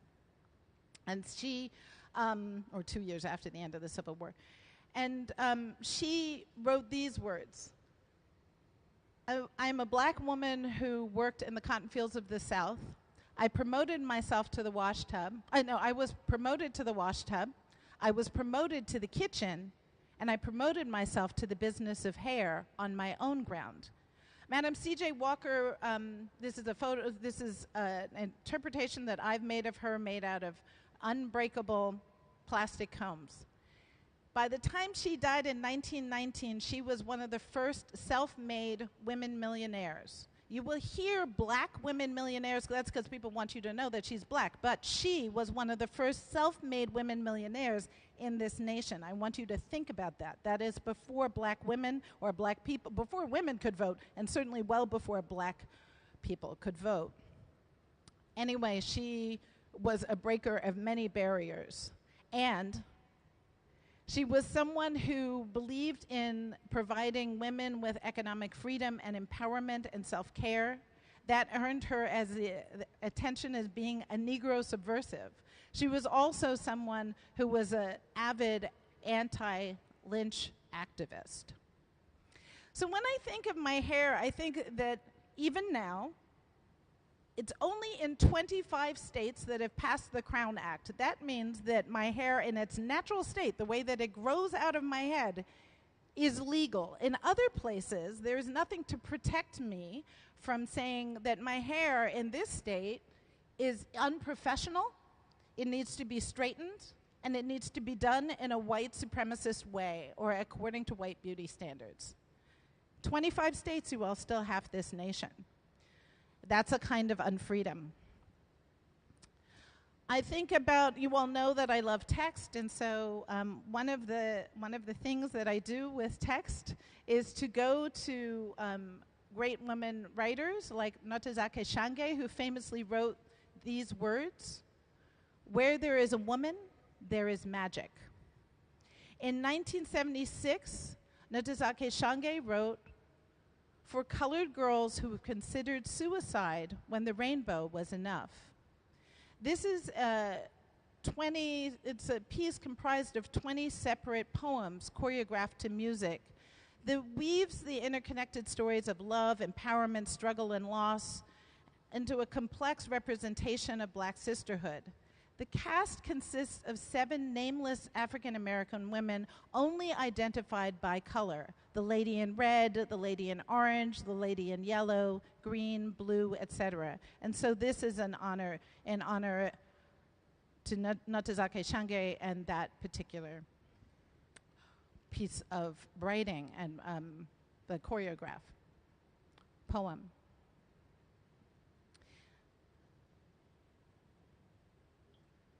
I love my audience because when I showed people that piece prior, someone said to me, "Do you know the print that Elizabeth Catlett made to sell to try and free Angela Davis when she was incarcerated for being a black activist?" And I did not, but now I do. And I think about this again, Elizabeth Catlett, the first black woman to have gotten an MFA in this nation. She's using her artwork to help free an activist. She's using her artwork as activism. First piece of artwork I ever bought was a print by Elizabeth Catlett, which hangs proudly in my home. It cost me a lot of money at the time. I've never regretted owning it. So, we're here to think about freedoms and unfreedoms. And the work that I've been doing in the Hot Shop is all based around The Bluest Eye, Toni Morrison's first book. And Toni Morrison famously said that the function of freedom is to free somebody else. If you pause and think about that, if you feel free in any way, and you think that your freedom is only yours, and it isn't your responsibility to make sure that that freedom is shared, you're probably subjugating someone else, if you really think about it. So, Toni Morrison's The Bluest Eye is a book that I've read over and over and over again, probably 100 times. When Toni Morrison died in 2019, I'm assuming everyone knows who Toni Morrison is. Let me just pause. Toni Morrison is one of the most important writers in the world. She died in 2019. She was the first black American to receive a Nobel Prize for her writing. This is her first novel that has influenced me. Again, you see that I'm using these fine-tooth pocket combs. I think of them as being gendered and racialized. And here what I've done is I have thread wrapped each of the combs with every color that Toni Morrison uses symbolically in her book in the order that she mentions them, and I made this long scroll of them. When I think about freedoms and unfreedoms, I also think about how like the small places that unfreedoms live. So I made this piece, Writer Type Pen and Sword, as I was thinking about the Civil War, because Remington, the typewriter company, is also Remington, the arms company. Same guns and typewriters. So that's why this piece is called Writer Type, a play on that, and Pen and Sword. You can see that the keys are covered with someone's hair of African descent. It is my own hair. It doesn't really much matter that it's the artist's hair. But I started thinking what stories are told, what stories are published, who holds those stories, what power there is held in storytelling. And then I started thinking that if this typewriter was typing, it wouldn't be typing in the Roman alphabet. And here comes a small unfreedom. The Roman alphabet has been a tool of cultural domination so that it holds more languages than any other script. Scripts have been erased because of the Roman alphabet. And so as a kind of reclamation, I made this twist key, which is based on the curl pattern of African hair. I then took every single page and every single word of Toni Morrison's The Bluest Eye, transliterated it into that twist font, and then printed them on top of each other, and that makes this black hairy mass. And this print, when it is framed behind glass, it becomes a mirror, so you see yourself in the thickness of Toni Morrison's words. And then this piece, The Hewest Eye, is about this connection to that comb piece that I showed you earlier. It too is a print, but it's an embroidered print on paper.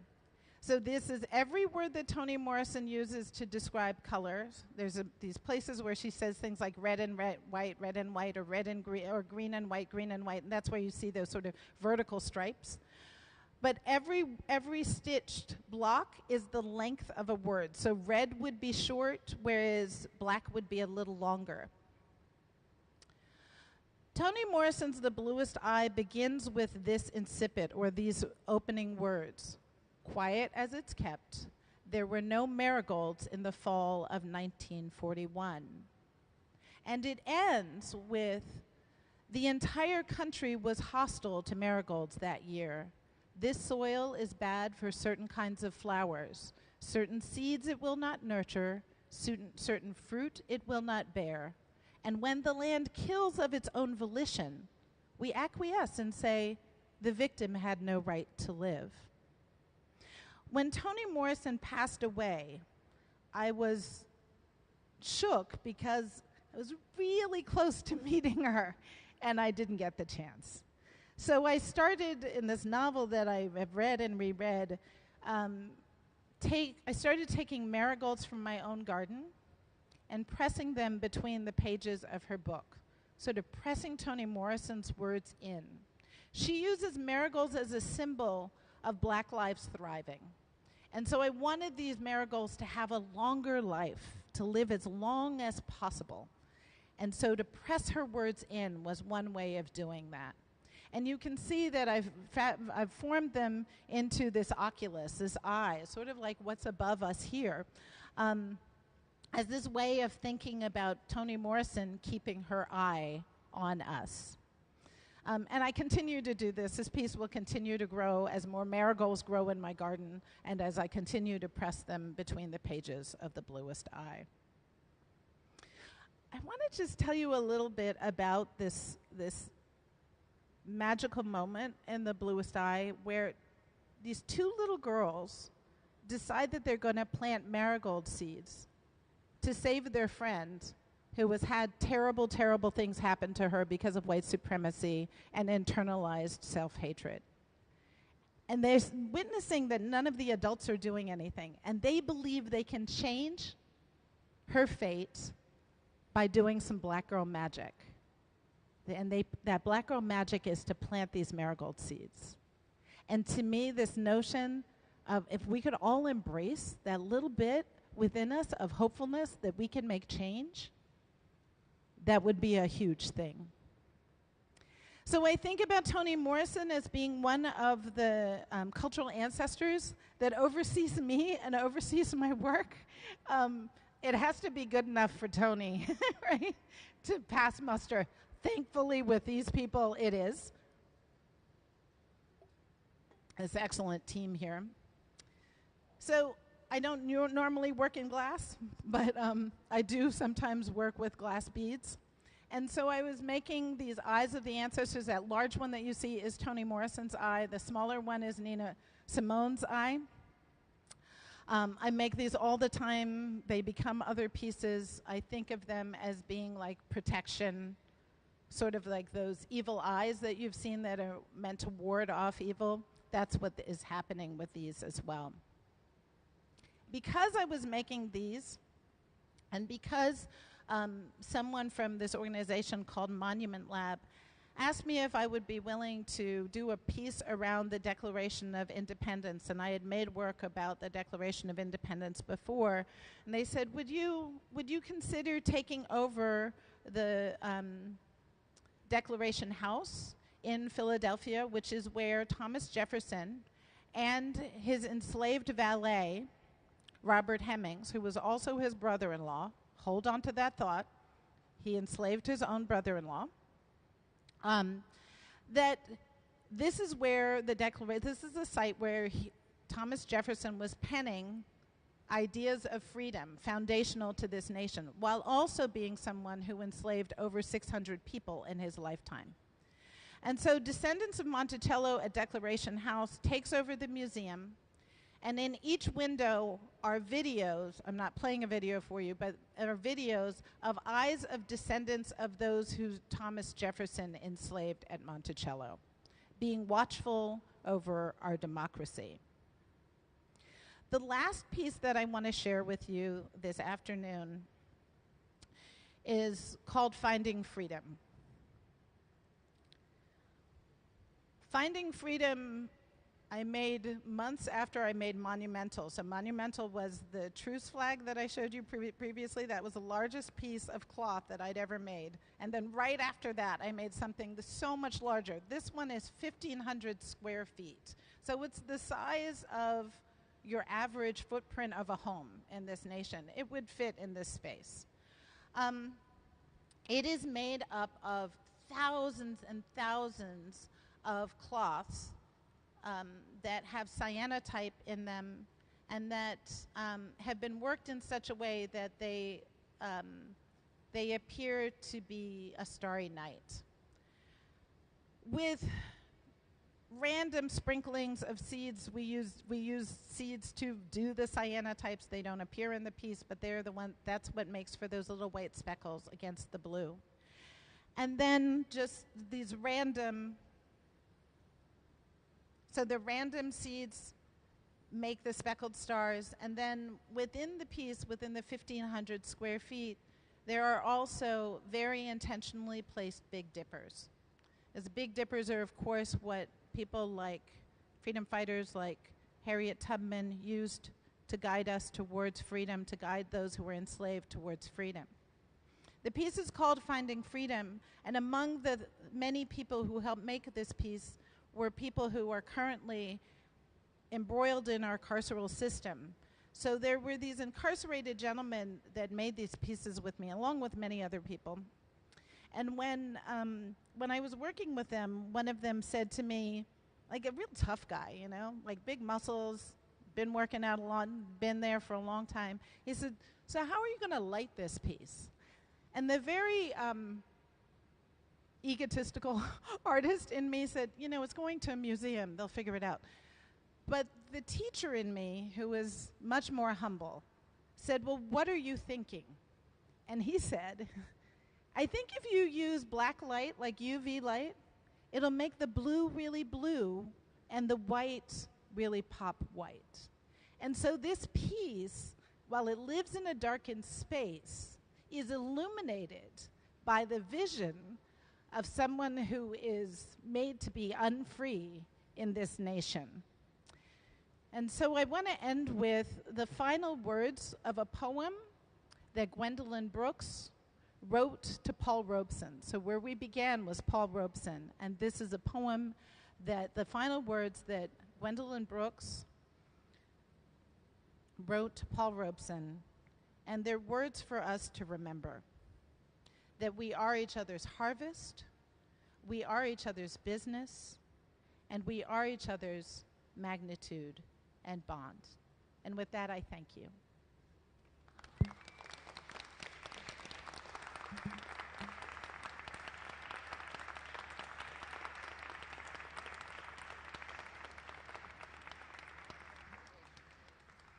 And now we have to get back to work, right? Well, we generally have a Q&A at this time. Oh, good. Yes, I'm happy to take questions. So yeah, we would like to have some questions from the audience. Questions or reflections? Yes, sir? Oh, the poem, yes. Is it up? There it is, yes. So this is just the last 3 lines of the poem, but this is also what I named my show after. We are each other. I have a question. Yes. Were you aware if Toni Morrison was able to see your pieces or the collection of pieces? Toni Morrison died before I started making this work that I've shown you. So she died in 2019, and the few works that I showed you have been made since her death, right? I would love to think, but I've been making artwork for 30 years. I would love to think that Toni Morrison had seen my work in one of those 500 shows that I've had. But I have no proof of that. But let's just pretend she had.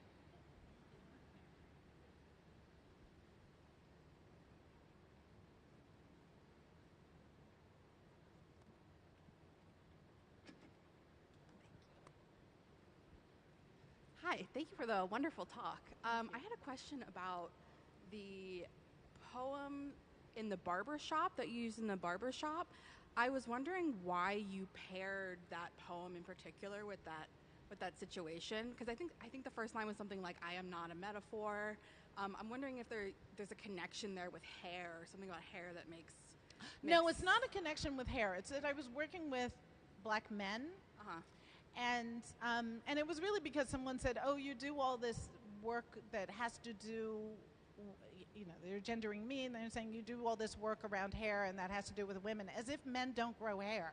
Right. And then I thought, well, it's because I've done the Haircraft project, and that project got a lot of attention in the world, in my small art world, right? Not in the world, art world.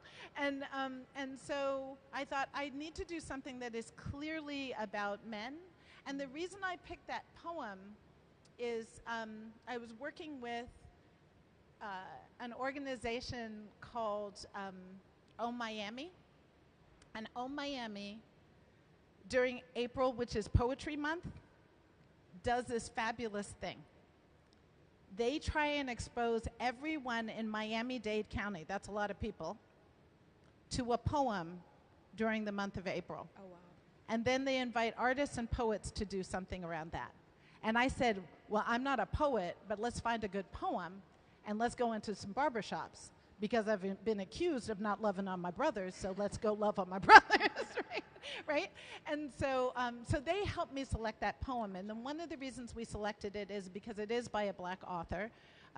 Calvin Herndon taught at Oberlin College for many years, and he's no longer with us. But the poem itself is really if you read it, it's about a kind of police brutality. Like, I'm not a metaphor. I'm not just this random, symbol of black manness. I am an actual human being. I have feelings, right? And I have resistance. And if you can hear my words, I love this part, that if you can hear my words, right, that it's my fist beating against your ear, it gets right into your brain, and the way that our ears actually function with that little tap, which is how you're hearing me now, right? And how I listen to Toni Morrison these days, with headphones on, with her little, with her deeply sonorous, molasses voice. She had an amazing voice, yeah. yeah. Thank you for the question. Thank you. Also, if you all just have comments, it helps me make the next work. It really does. I have a question. Uh-oh. A lot of this work is very much based on history, research, and craft. How did you arrive at this as a working methodology? And what do you generally want people to take away from how you are manipulating these historical tropes? And also the idea of craft and how it relates. Oh, so 3 questions, and none of them small. And I have witnesses. Okay. So the first one, how did I get to craft? So here's the thing. I think that a lot of the things that we do when we are small, as children, would fall into what people call craft. I actually don't really love this art and craft divide, because I think that it is about the global south. People make very intense things, but somehow they're not thinking. They're decorative things, but there's no wisdom in it. I resist that completely. I refuse it, right? This is deep embodied knowledge, right? I cannot do what these folks do, right? Because of their deeply embodied knowledge, right? I can't do what the gaffers do. I can't do what Ben and Sarah and Gabe do. I can't do it, right? I don't have that embodied knowledge. I respect that as a deep wisdom. Okay. The other thing that I will say about that is that Africans who were stolen from their homelands and brought here were often valued for those wisdoms more than their humanity. So Joe, renamed Joe, right, is known for being a blacksmith, a basket maker, right, a ceramicist, whatever, right? Skills, embodied knowledge, but somehow not human and not intellectual, right? I resist that as well. I refuse it and I resist it. My grandmother is a person who taught this weak-eyed child, I've been wearing glasses since I was 4 and 5, and she taught me how to thread a needle in a way that I teach my students now at Amherst College. I still teach them because they don't know how to thread needles, because it's a generational thing. Anyway, but my grandmother taught me how to thread a needle in a way that was a kind of embodied knowledge. And just from teaching me how to thread a needle, I'm here with you now. So I also have this responsibility to that legacy. I tried to answer 2 questions in one. Oh, how did the history and research become a major part of your methodology in your working process?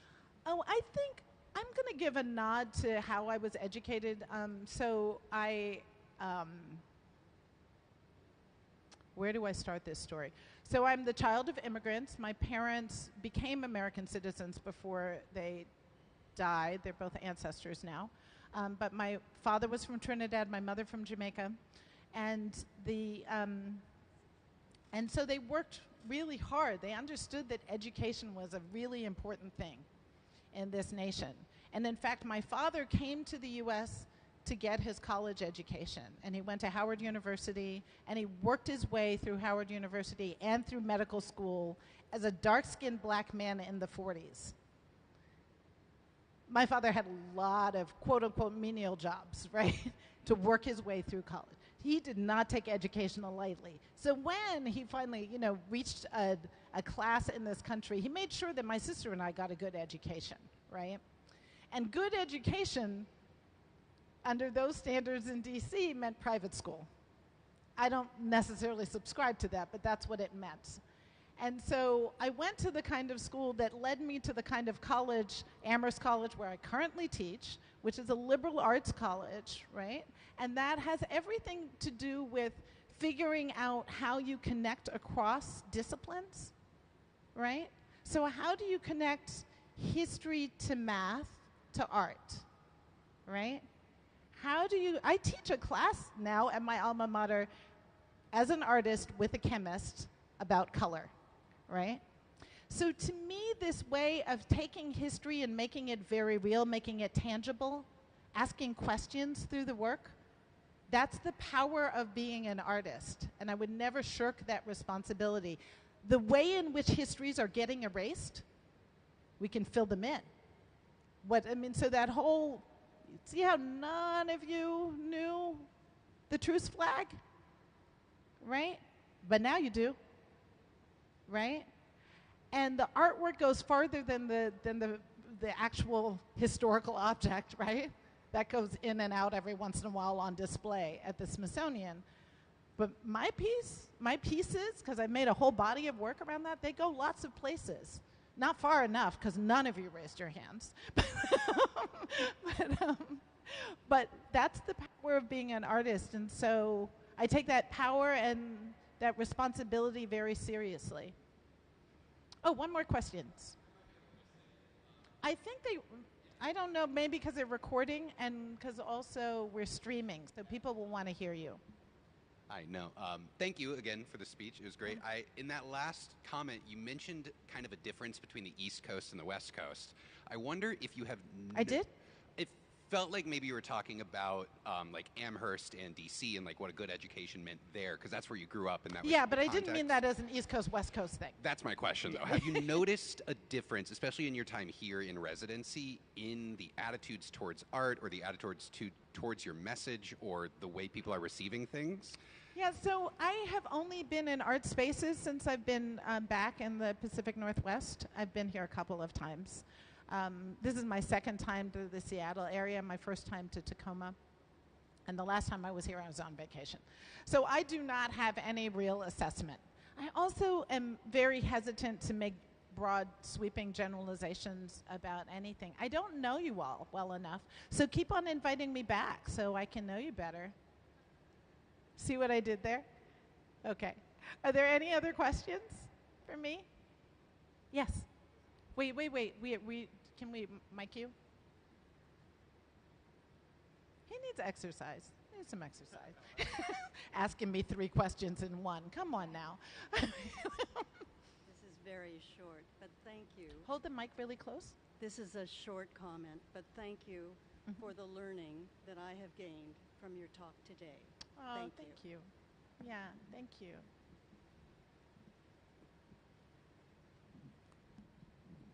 I appreciate that. All right. Do we have any more questions from the audience? All right. Okay, if you can't see very well, just how do you thread a needle? I can't hear you. How do you thread a needle if you don't see well? I need that information. Oh, I could show you because it's an embodied knowledge, but I can explain it to you. Okay. So I will also tell you that my grandmother died when I was 10. And so I also want to just hold this space to say that everybody called my grandmother Chummy.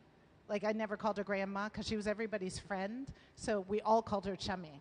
And we all of my cousins, that generation, we always like, but she lived with us. But she lived with us. She was very present. When she was with you, she was really with you, right? So the way that you thread a needle, if you don't have good eyesight, is that you needle the thread. Some people are nodding. So it's hard for me to show you because I'm holding a mic, and also it looks a little obscene. But I can describe it this way. You hold the thread very, very short, like it's just a hair that might be plucked, like just stubble. And then you place the eye of the needle over that, as opposed to having a long thread that you're trying to get into the needle. And my students, when I show it to them the first time, they don't trust that it would work. And I said, you have to trust and you have to believe in the magic, and it'll work. And then it works. And then they're really grateful because they're threading lots of needles. Right. Yeah, I wish I could show you. Yeah, yeah. All right. Any more questions? Oh. All right. I'm really appreciating these questions. Yeah. Thank you. I think your work is wonderful. Is there some place that we get more information about you and your work? So two things. One is a very outdated website. Oh. Very outdated.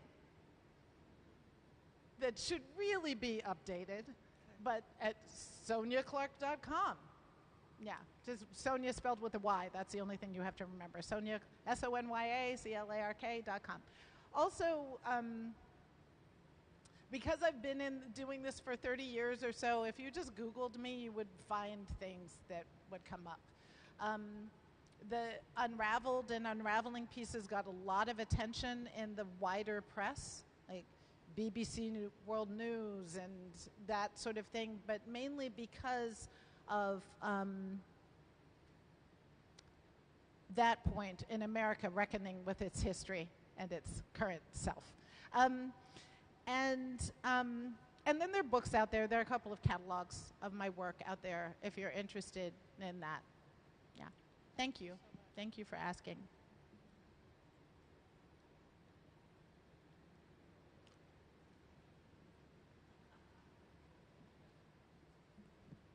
I have two questions. Okay.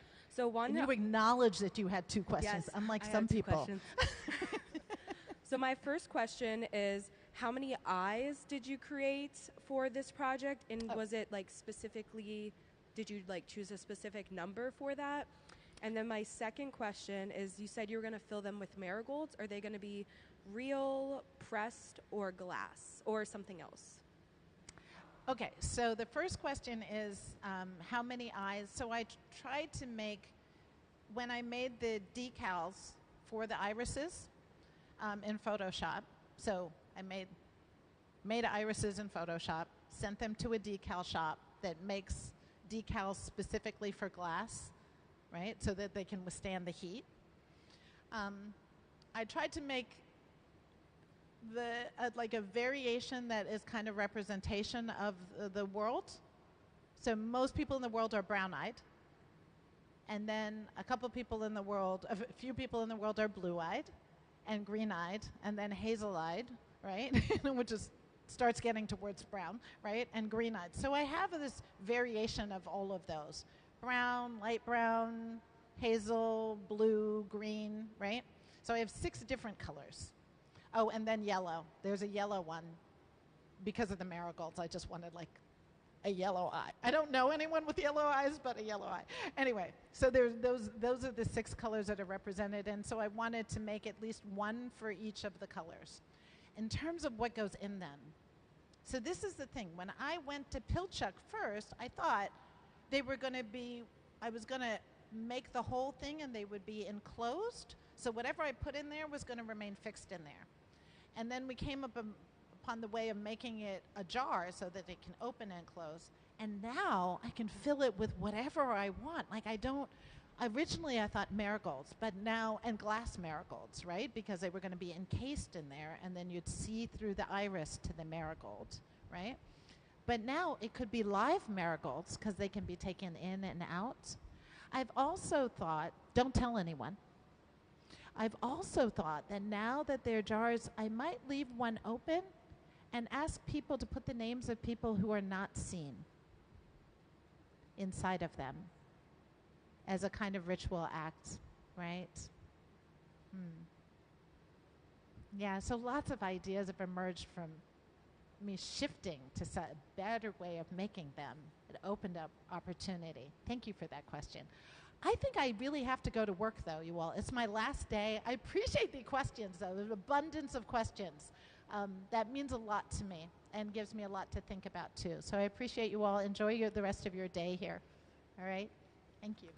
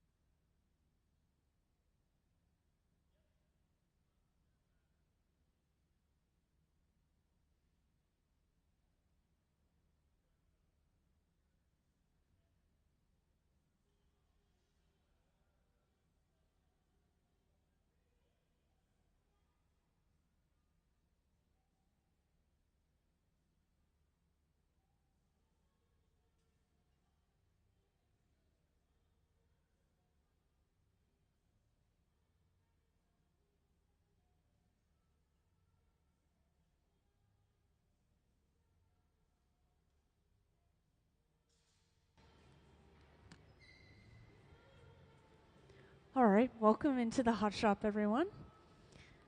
So we are going to finish off everything for the residency. If you weren't here earlier, I just wanted to share once again, we have a full residency going on. This is the last day of Sonya Clark's residency.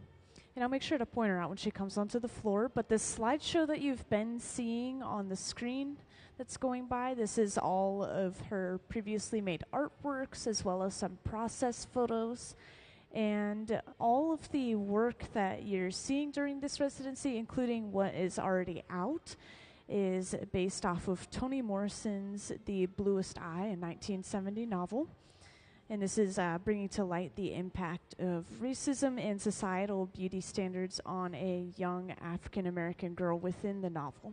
So a lot of the imagery is coming from this story, which is including marigolds. And we have been seeing a lot of these eyes made as well. The idea is to be able to look into the eye and see what's inside of the jar, kind of like when you look into someone's eyes and you're kind of seeing who they are as a person or maybe their soul. And we were working with a little bit more experimental glass earlier, something that Sonya wasn't sure we would get to in the residency. I'd love to show off this piece of glass to anyone sitting in the front, but this is called Marini, and essentially it started as a rod of glass. And this is formed from many different colors that are layered on top of each other or bundled together in the form of rods. And then when you cut this up or break it into pieces, it reveals the cross section and the image inside. And I've been comparing it to maybe candy making videos that you might see on YouTube or online somewhere where they roll and stretch the candy out and then cut it up into pieces. It's very, very similar, just a much higher temperature, and obviously we can't touch the glass. So yeah, this is a piece of Marini. It is an eye with a marigold in the center of it. So kind of an orange flower, golden colored flower. So yeah, we were working with those earlier. That was really fun to see. And if you'd like to see the final product of that piece, you could look up our YouTube or our live stream, and you can go back in the live stream. We have a live stream that runs every single day when we're on the hot shop floor.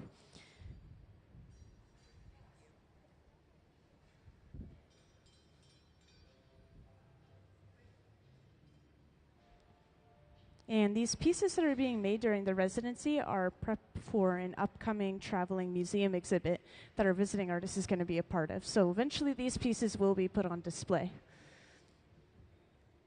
And Sonya is hoping to put marigolds inside of some of these jars, whether they're glass or live marigolds. She has yet to pinpoint exactly what she's going to put inside, but it'll be a big project.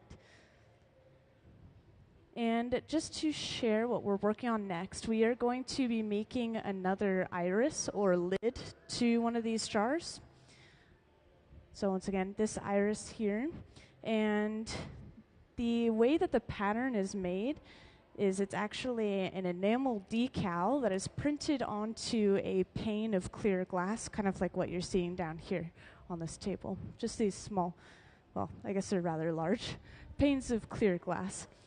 And then this is heated up to probably a little bit over 1,000 degrees Fahrenheit, and we pick it up on the end of a solid piece of clear glass and then form that into kind of our lens.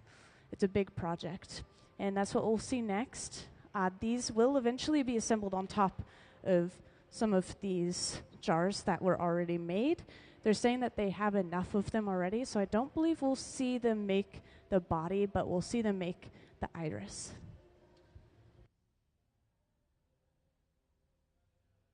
And this is our visiting artist, Sonya Clark, that I was talking about earlier. So this is who designed all of these pieces of glass that we've been working on.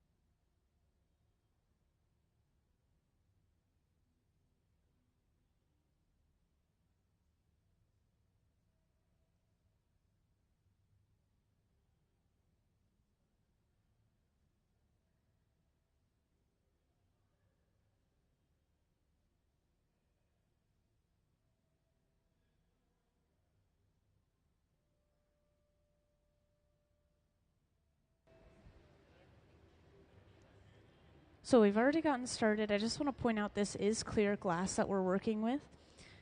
We've gathered it out of our glass furnace, which is the tank with the closed door right there in the back. And inside of this tank is a giant ceramic crucible sitting at about 2100 degrees Fahrenheit. It's just filled with a pool of molten glass. And we use a soda lime glass, so it's soda ash, limestone, mostly silica sand, as all glasses are. And we just melt it down. It's kind of the texture of honey. And we gather it up on the end of our pipe just by sticking our heated pipe, specifically, into the glass and then turning. Kind of like getting honey on the end of a wooden dowel, really. Very similar. And then these open face furnaces, or these are our glory holes. They run between 21 or 2300 degrees Fahrenheit, so a little bit warmer.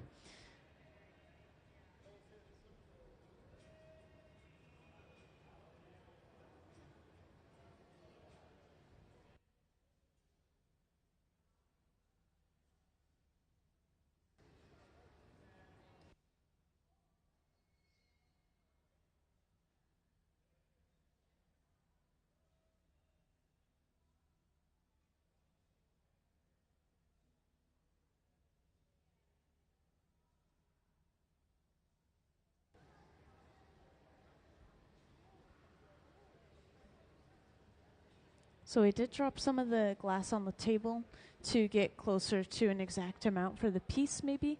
But any clear glass, as long as it is clean, it hasn't picked up any debris or colored glass, we just throw it into this bucket and eventually completely reuse it by throwing it back into our glass furnace.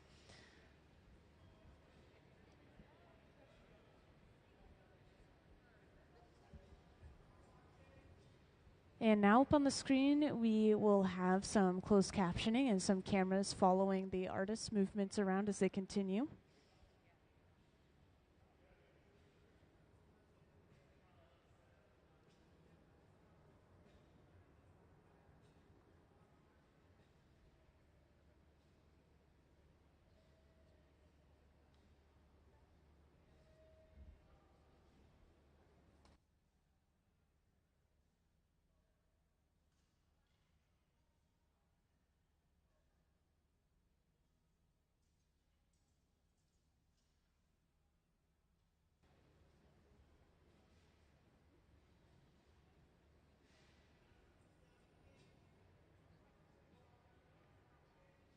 So we're starting to shape the glass. We're using this pad, which is actually just folded up newspaper that has been soaked or splashed with a little bit of water.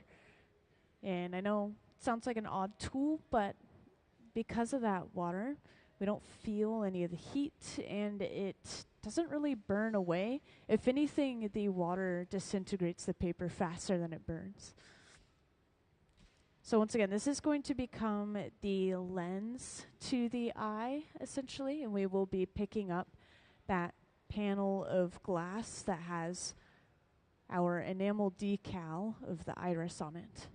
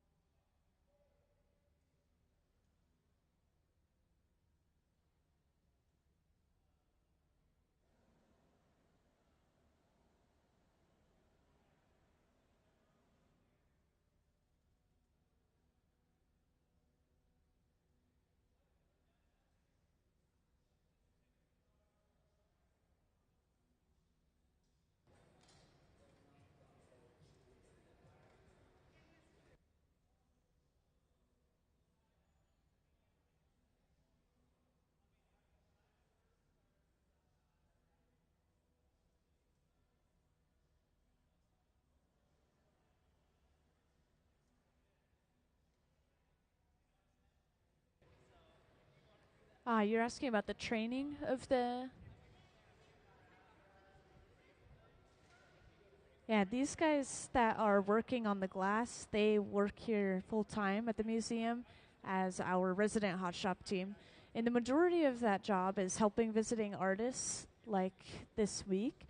But whenever they have time, they're also working on items for the store and also our annual Red Hot auction, which is coming up on September 20th. They always are preparing for that auction.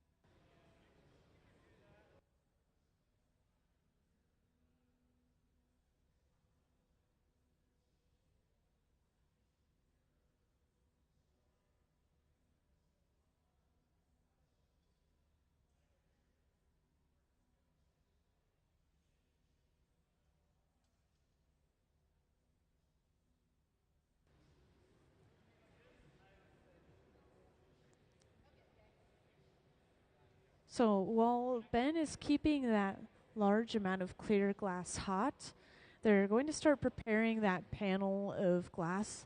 Once again, has our enamel decal on it. That's sitting inside of this box in the front on the right side of the hot shop. It's probably preheating up to about 1,000 or 1,100 degrees Fahrenheit.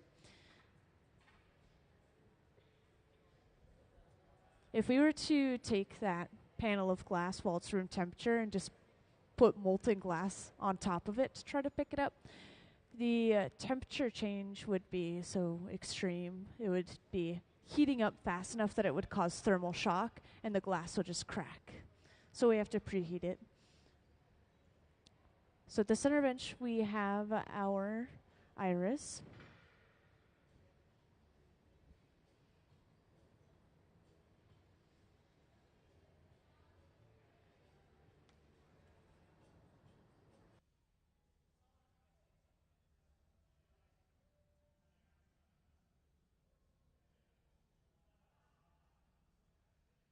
So they run between 21 and 2,300 degrees Fahrenheit.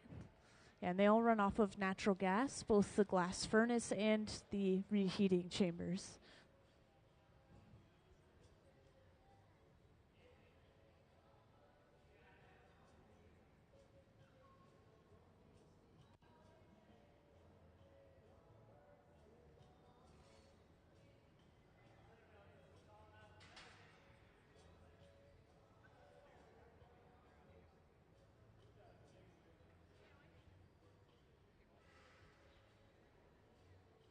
So it looks like we've heated everything up enough that we are able to pick that piece of glass up.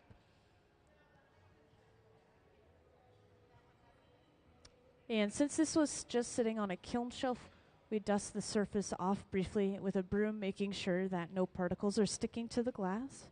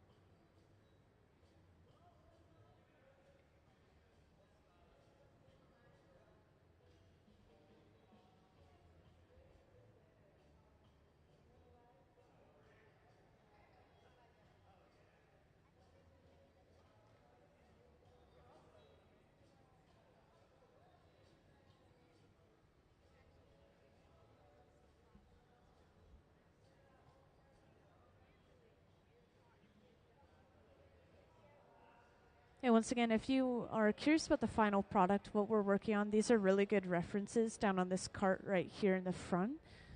So again, it's the iris of an eye, so the colored part of the eye. The pupils purposefully left blank so that you could see through this piece and into the jar, that white jar that we have sitting on our front pedestals. So you can see what's inside of the jar.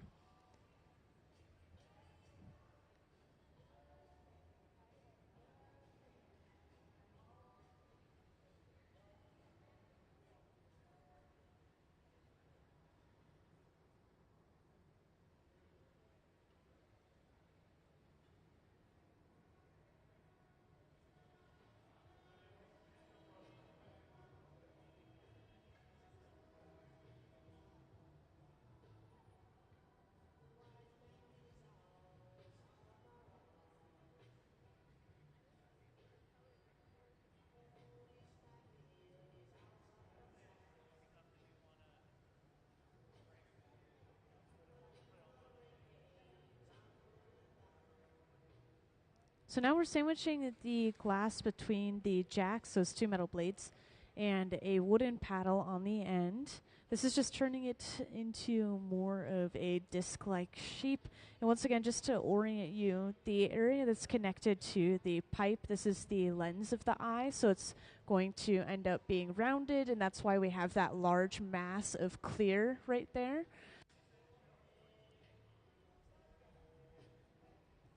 This divot that we have been carving in with the jacks is eventually where we're going to break this piece off of the pipe.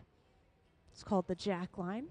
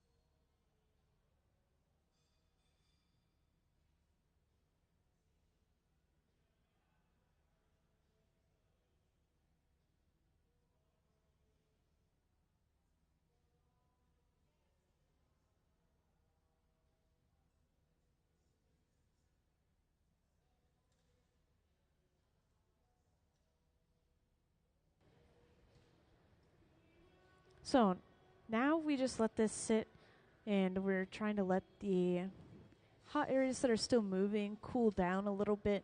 We want the glass to be just at about 1,000 degrees Fahrenheit, and I know that sounds still very warm, but at that point the glass is pretty much solid. It's not going to be moving around anymore, and eventually we'll bring over another large bit of clear glass, and we will drop it onto that flattened end of our disc here.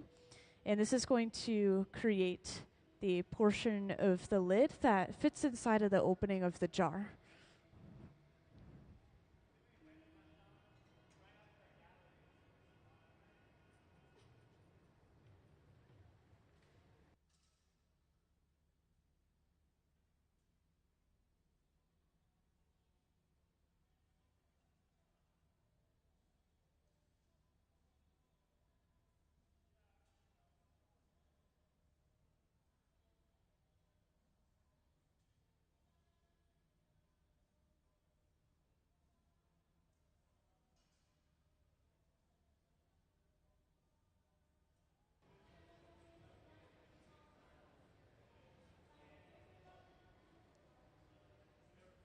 And I once again want to share something large coming up. Every year we have a Glass Fest, or a Glass Festival Northwest, out on the Grand Pavilion right outside of the museum. And this is a free event. You just come and you explore it. But there are a bunch of glass artist vendors, like artist booths where they sell things and display things. There are glass demos. There's going to be food and music. And yeah, once again, free admission. So might as well just come and enjoy it. It'll be nice and warm outside.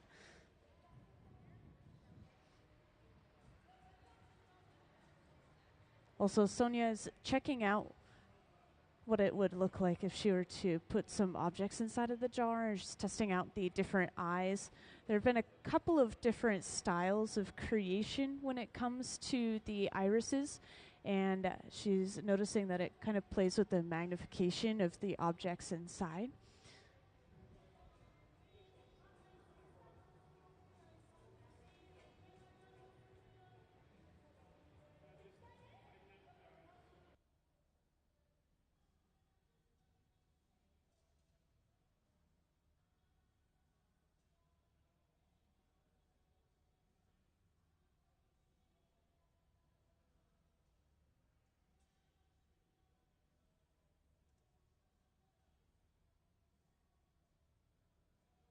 Also, looks like we have gotten enough glass on the end of our pipe to bring over and drop, once again, directly onto the end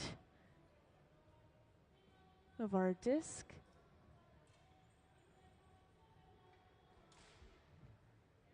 And since this has so much heat to it, Ben is able to immediately start shaping it and pushing it around.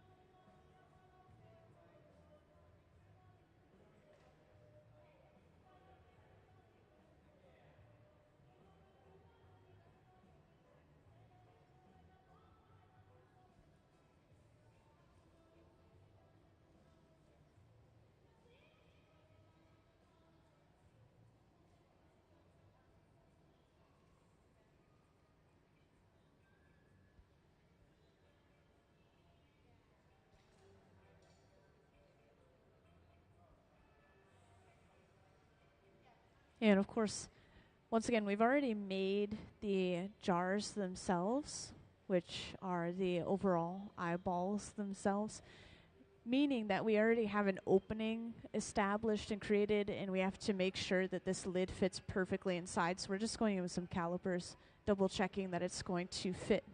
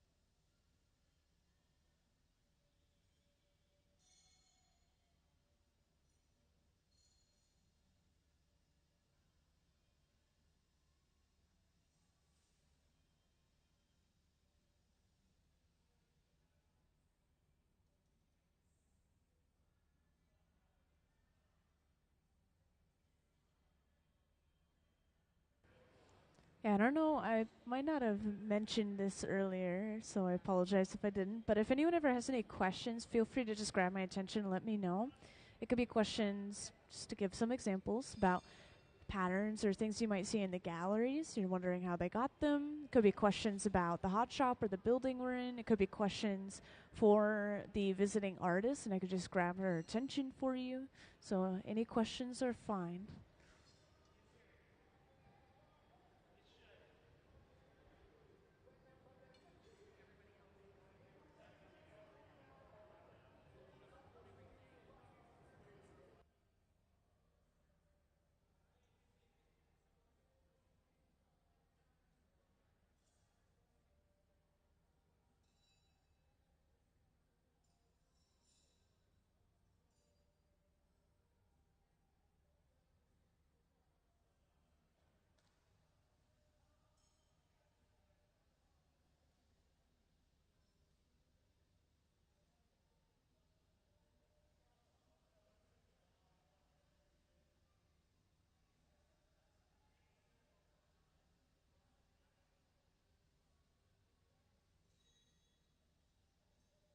So our typical residencies are for 5 days, so the entire quote-unquote week that the museum is open, since we're closed on Mondays and Tuesdays.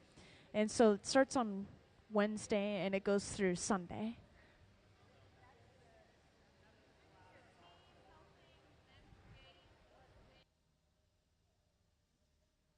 Yeah, so when a resident artist comes through, they have already submitted a proposal usually, and so they have established what they're going to create, but they are the ones who bring in all of the ideas and designs and projects, and then these guys bring it to life. And I will point out, I was getting a lot of questions about this earlier. Visiting artists that we have that come through the Museum of Glass, frequently, a lot of them don't work with glass very often or at all, which people are surprised by.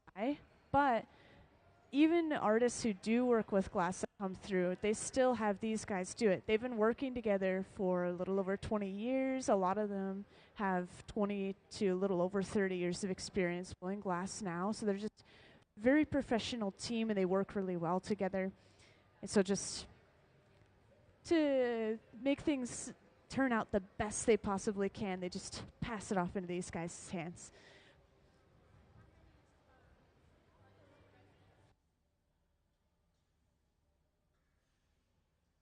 I don't know any numbers about how many resident artists we have, but there are some months where there's a visiting artist every single week and there's no break, and then some months where maybe they have a couple of weeks where they can squeeze in some other projects.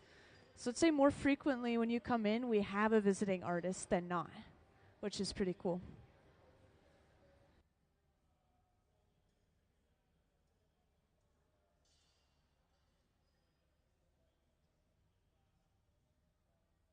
So I don't know if you could see just by standing in the front row, but there's nothing inside of them yet anyways. It's just an empty white blown glass sphere. But eventually they will have some items inside of them.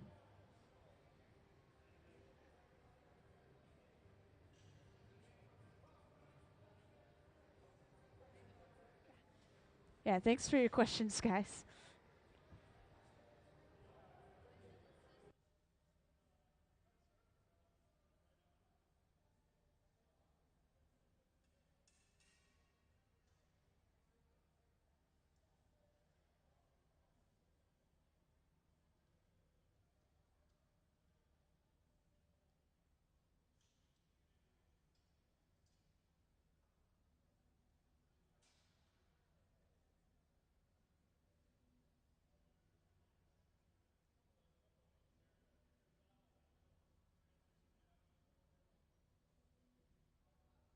Also, just to point out, at this point we attached another pipe to the bottom of the piece, or the end of the piece, and we broke it off of its original pipe completely.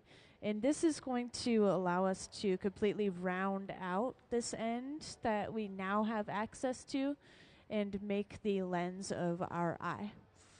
And yeah, for those who just joined in, I'm sure you can already kind of see this taking shape, but we are working on these pieces of glass right here, which are the iris of different eyes. Specifically, the pupil is left out because these are being assembled on top of these hollow white jars, and you can see through the pupil and into the jar and whatever is inside. And a lot of these will probably be filled with marigold-related items. It might be glass marigolds. It might be like real live marigolds. Our artist is still kind of debating what she wants to put inside of them. And our visiting artist is Sonya Clark. She's up in the front, kind of organizing some of these leftover pieces of glass. All of these pieces that we've been working on for this whole residency, they're inspired by Toni Morrison's The Bluest Eye, which is a 1970 novel. And these are for an upcoming traveling museum exhibit. So a lot of these, or some of these, will be on display eventually.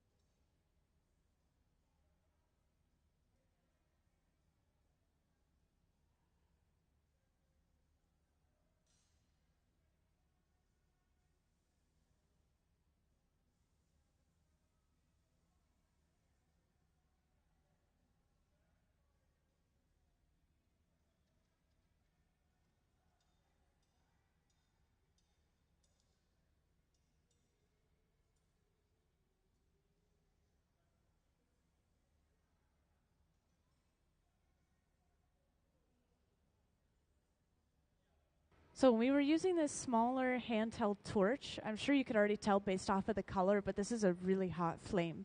It can get up to about 5,000 degrees Fahrenheit, which if you remember, the molten glass at the texture of honey is at about 2,100 degrees Fahrenheit. So that's over double the heat of molten glass, and it's heating up just that small section very quickly.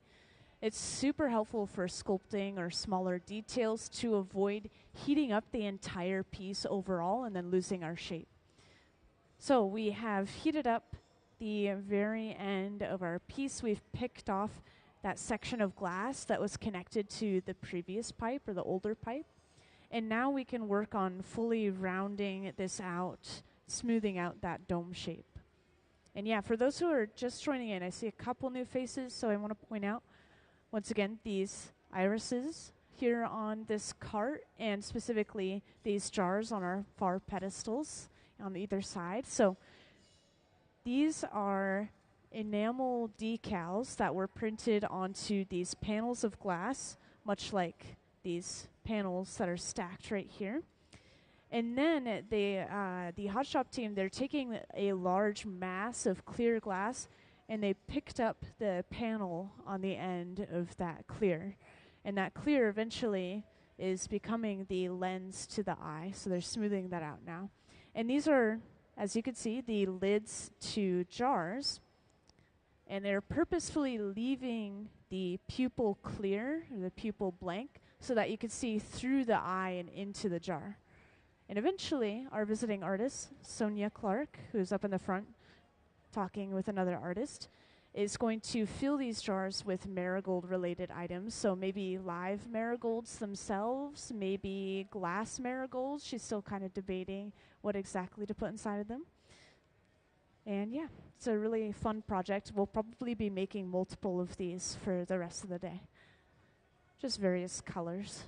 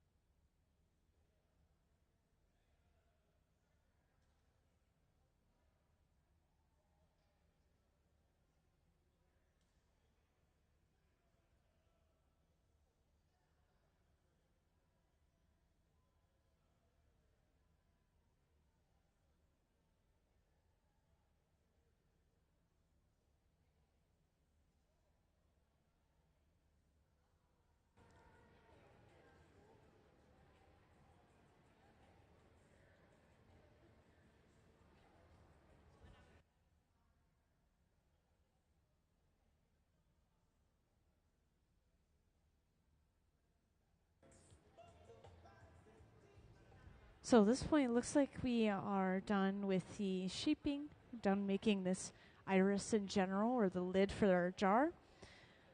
So we will let this sit and cool down. That's what they're doing right now. They're just letting some of the heat escape enough so that when we put it away, it's not going to slump and it's not going to pick up any particles or the texture of the surrounding area.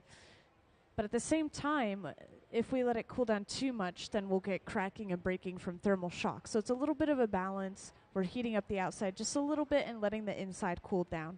And eventually, when we do put this piece away, we'll be putting it inside of that large black box over on the right wall. This is one of our mini annealers, and the annealer is going to hold it at a hot temperature, about 900 degrees Fahrenheit, and then very slowly bring that temperature down overnight.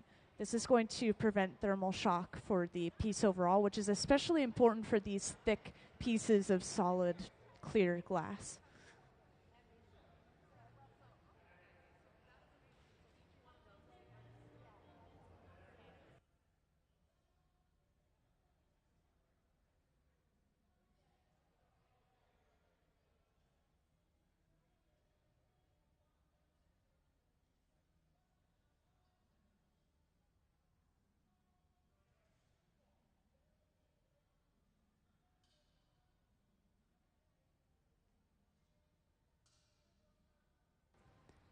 Yeah, if you're curious, we are actually preparing for the next one already.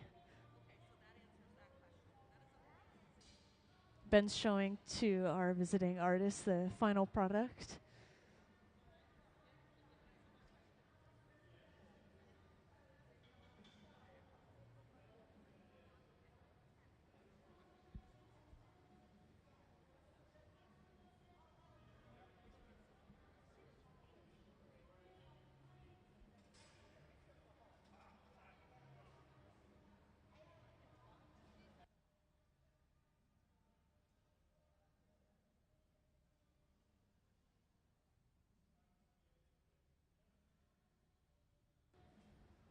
And now to break it off, we just apply a little bit of water to the end of the pipe, right in that connecting point.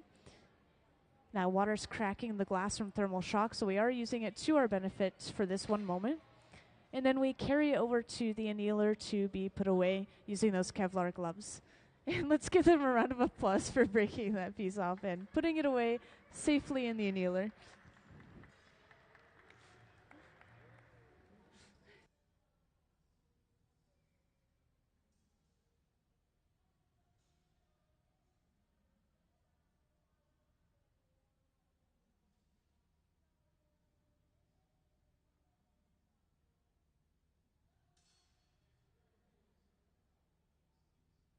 Yeah, so once again, we're getting started on the next one already. We're going to be doing that same process. We're just making different colored irises each time. Once again, the iris being the colored part of your eye, excluding the pupil. The pupil's the very center of your eye that you have light enter through, and that's how you see. But we are leaving the pupil out for these pieces so you are able to see into the jar and whatever is placed inside of it.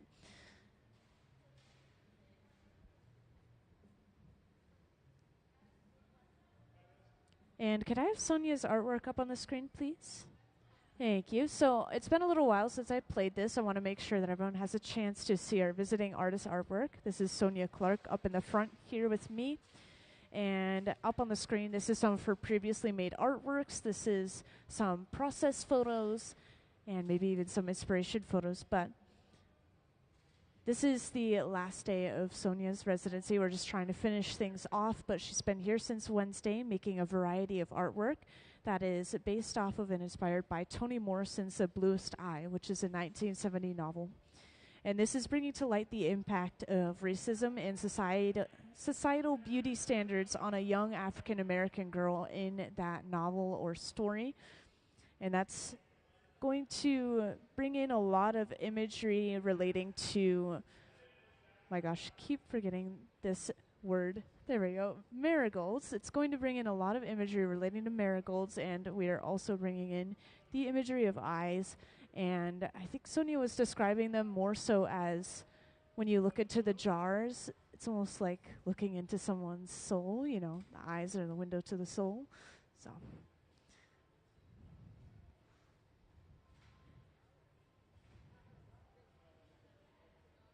And if anyone ever has any questions, whether it's about the glass or whether it's questions about the inspiration for our visiting artists, feel free to grab my attention. I can always get our visiting artists to answer questions for you as well. So any questions are fine.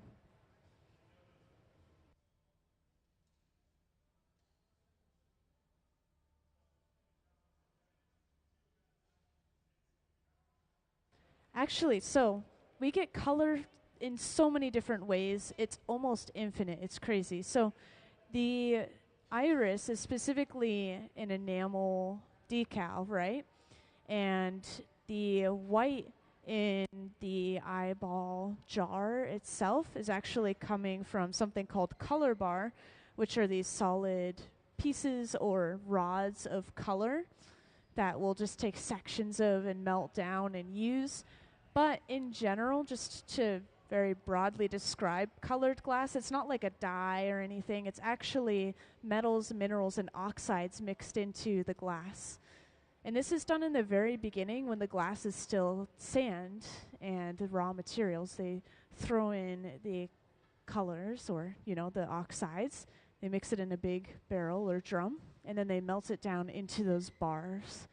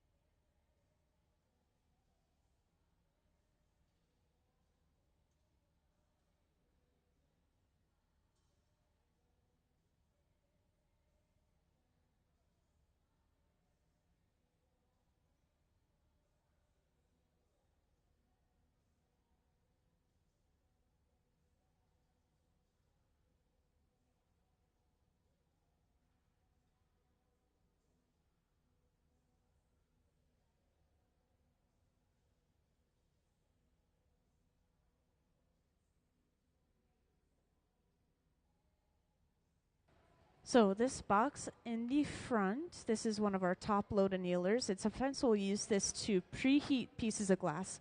So we've preheated this pane of glass with our enamel decal on it up to probably about 1100 degrees Fahrenheit. And we've placed it on the end of a sort of metal fork. We'll use this to lightly heat this pane of glass up further until it's got a little glow to it. And then we know it's safe to attach to our mass of clear glass over on the left bench. So all these pieces of glass are coming together to create one piece. And yeah, for those who just joined in, I want to point out on the cart up in the front and on the front table here, we're making these lids for these large eye jars. And the lid is an iris, specifically leaving out the pupil, so you are able to see through the eye and into the jar. And this is basically the first major step in creating this patterning.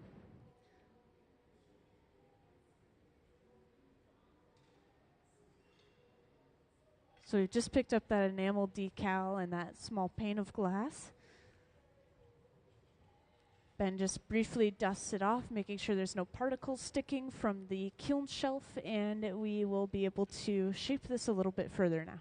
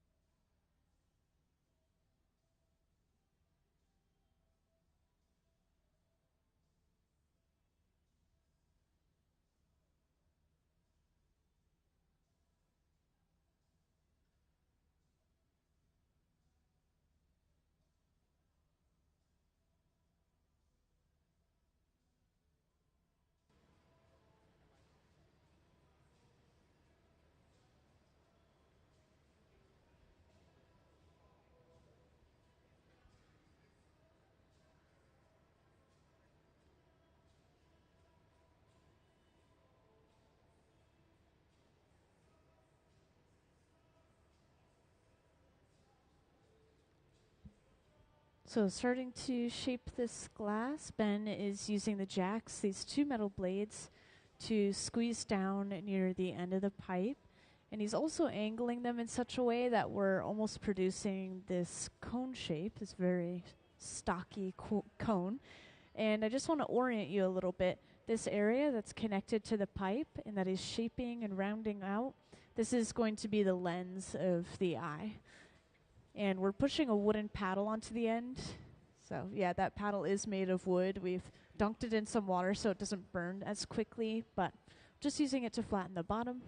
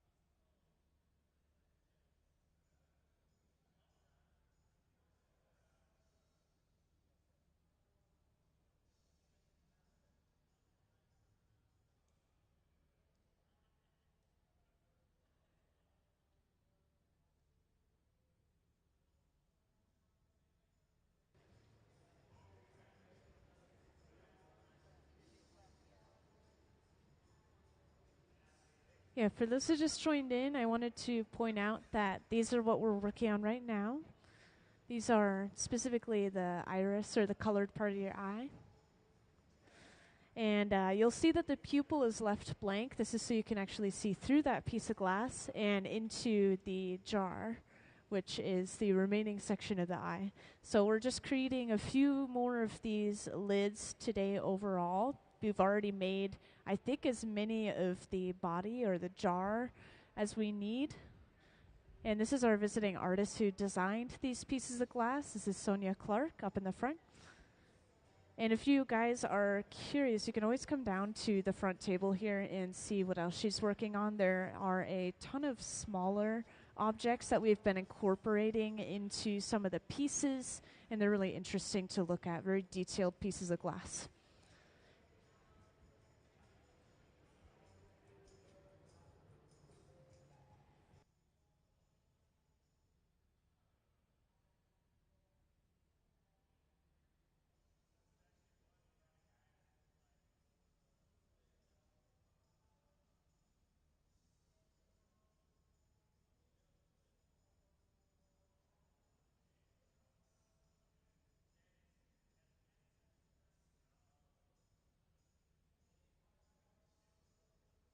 Now, all these pieces that we've been seeing during the residency and all the ones that we've been making today are all inspired by or relating to Toni Morrison's The Bluest Eye, which is a 1970 novel.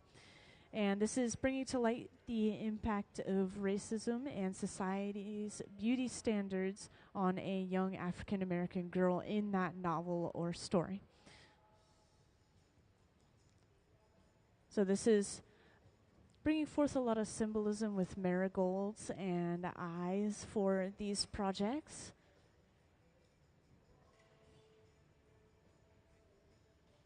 And a lot of these eye jars will eventually have marigolds inside of them, whether they're live ones or glass ones or something along those lines. Our artist is still kind of deciding what to put inside of these jars, but definitely something marigold related. Now we've just dropped a large bit of clear glass on the end of this disc, on the end of this piece of glass. This is just going to become the section of the lid that sits or rests within the opening of the jar.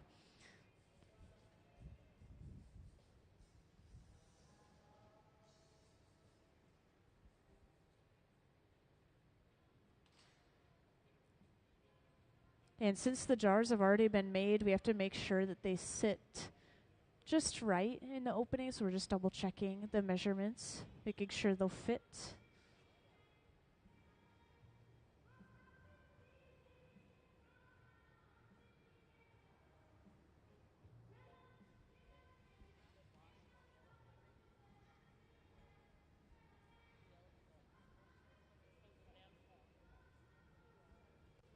And I get a lot of questions about where these pieces end up whenever we have visiting artists here.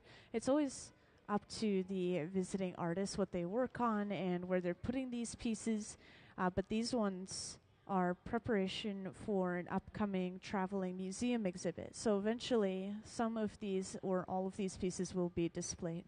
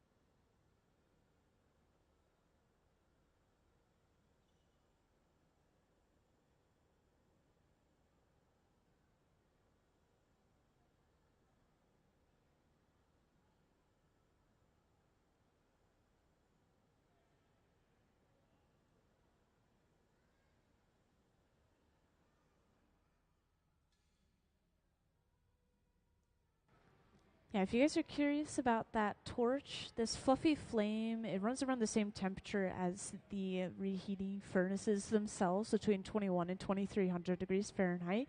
but we use it to heat up a section of glass at a time, so an area that might be a little bit too cold or an area that we want to work with a little bit more and need to apply extra heat. In this case, I think they were just applying that heat because that area is getting a little bit cold. You can see that there's not a lot of color coming from the glasses attached to the pipe.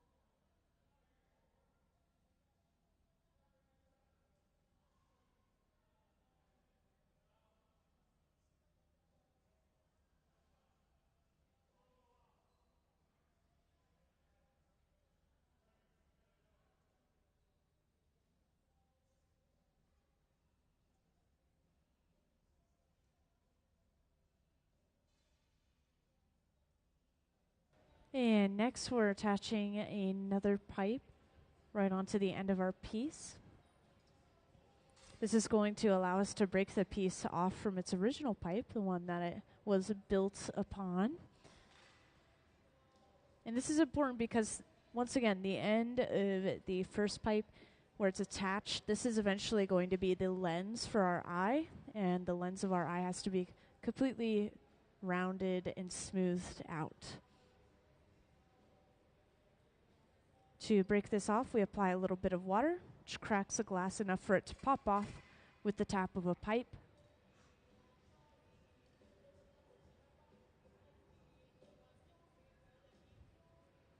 And welcome to anyone who has recently joined us in the hot shop. We have visiting artist Sonya Clark up in the front. She is working with some of her pieces that have already been created on our front pedestals. She's switching out and testing the different lids that we've created for these jars. And once again, we're creating one of those lids right now in the hot shop. And the idea is that we have created the iris of the eye, which is the colored part of the eye, leaving the pupil blank or just completely clear so that you're able to see through the eye and into the jar itself. Therefore, you'd be able to see whatever's inside of the jar without taking the lid off. And Sonya is hoping to put some marigolds inside of these jars, some live ones, maybe some glass ones. We'll see what she does with her final pieces. And all of these pieces are inspired by or based off of Toni Morrison's The Bluest Eye, which is a 1970 novel. And you know what? Let's see some of Sonya's artwork up on the screen, please. Thank you. So I want to show off a little bit of our visiting artist artwork if you haven't seen it already. So these are previous works. This is some process photos and maybe even some inspiration photos thrown in.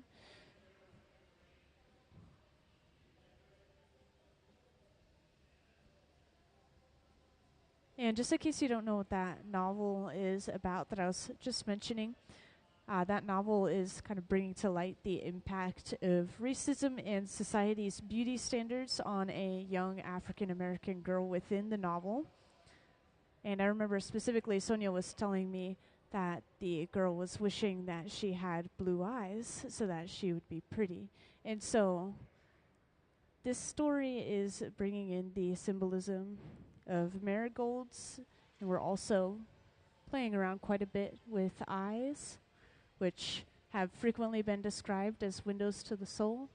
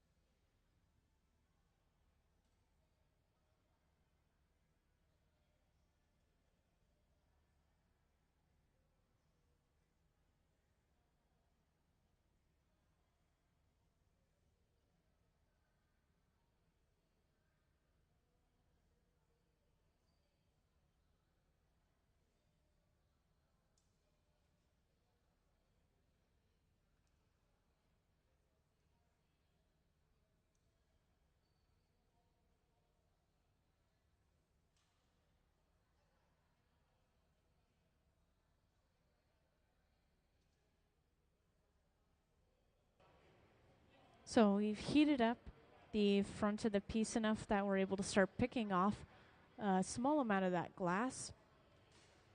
Once again, this is the area of the glass that was attached to that previous pipe, so we're trying to get rid of any odd textures or lines that might remain. Make sure that this lens is completely smoothed and rounded out.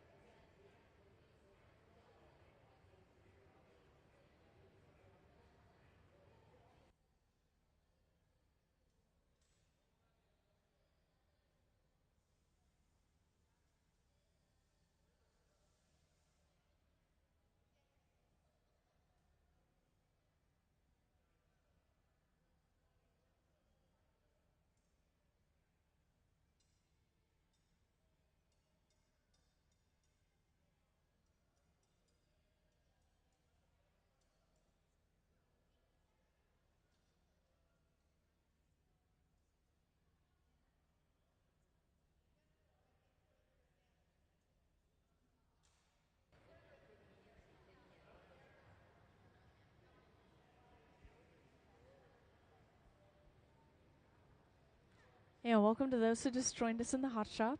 Just wanted to give you guys a little overview and let you know what we are working on. So if you look at the front table of the pedestals and also this cart, like the ones on the cart stand out the most in my opinion, but these are various lids for these solid white jars that we have displayed. So yeah, these are hollow all throughout. The lid is an iris, the colored part of your eye, specifically leaving out the pupil so that you can see through the lid and into the jar. And inside of the jar, our visiting artist is hoping to display marigolds themselves, or maybe marigold-related or created items, such as marigolds out of glass. And this is our visiting artist, Sonya Clark. She's talking with some of our audience members.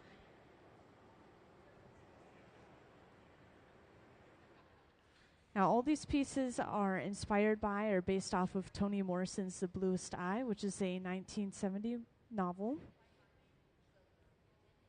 And this is bringing to light the impact of racism in society's beauty standards on a young African-American girl within the story. So we are seeing a lot of symbolism of marigolds and eyes within all of this work. At this point, we are ready to start rounding and smoothing out the front of the eye or the lens of the eye. We're using a graphite paddle. So graphite, same material as pencil lead.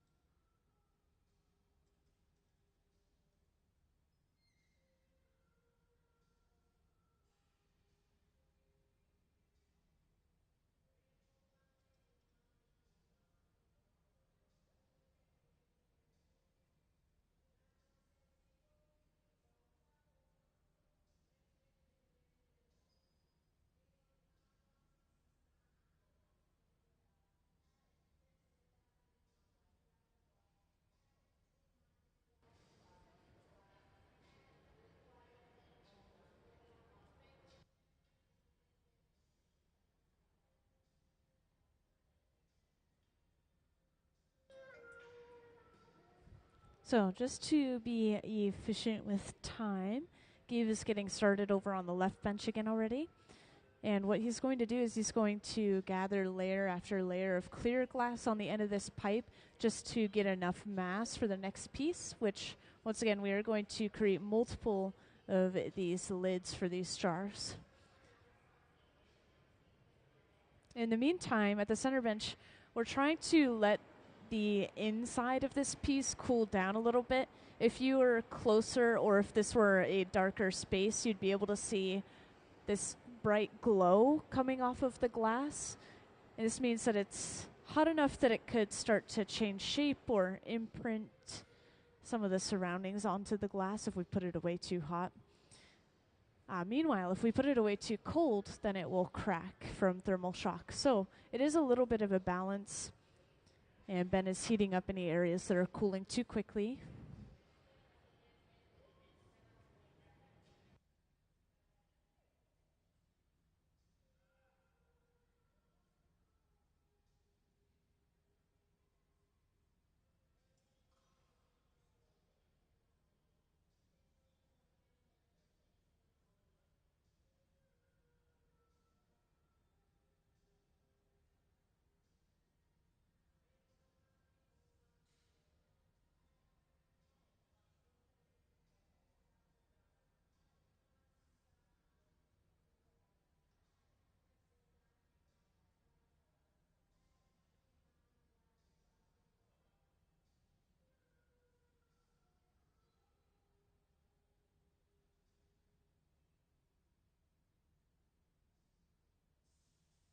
And to break a piece off of the pipe when we are completely done, we just apply a little bit of water and then tap the pipe.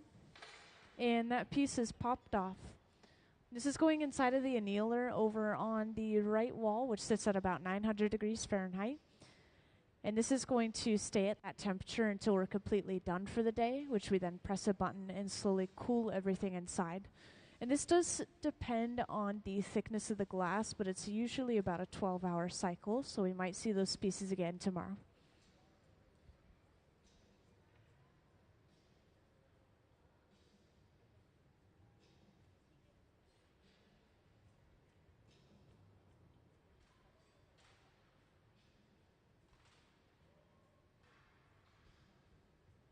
And once again, Gabe is preparing what will eventually become the lens for the next eye.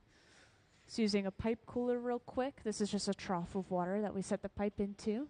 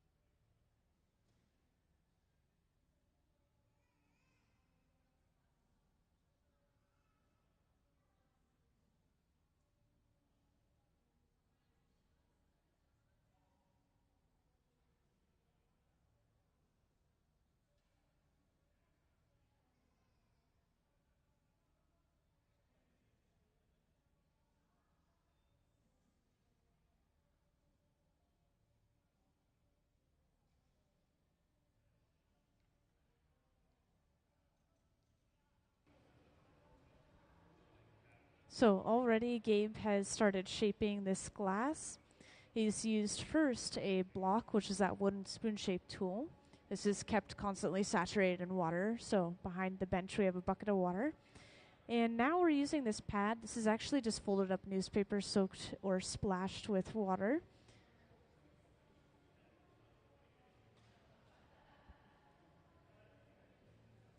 Yeah, that's as close as we can get to using our hands to shape the glass.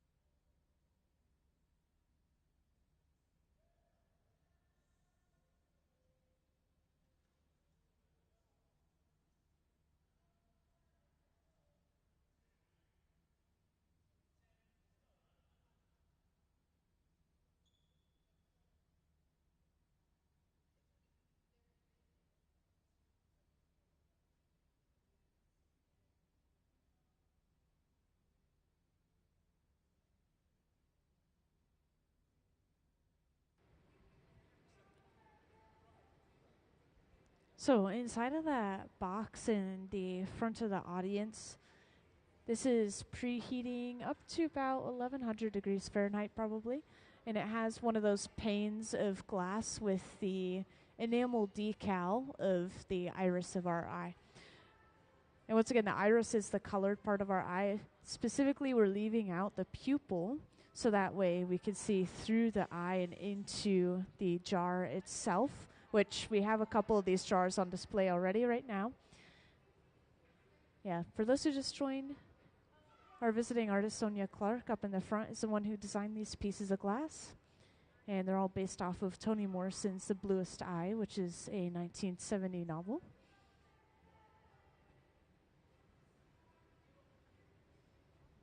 Yeah, she's hoping to put marigolds inside of these jars. Eventually, these will be displayed in an upcoming traveling museum exhibit, so these do have a specific purpose.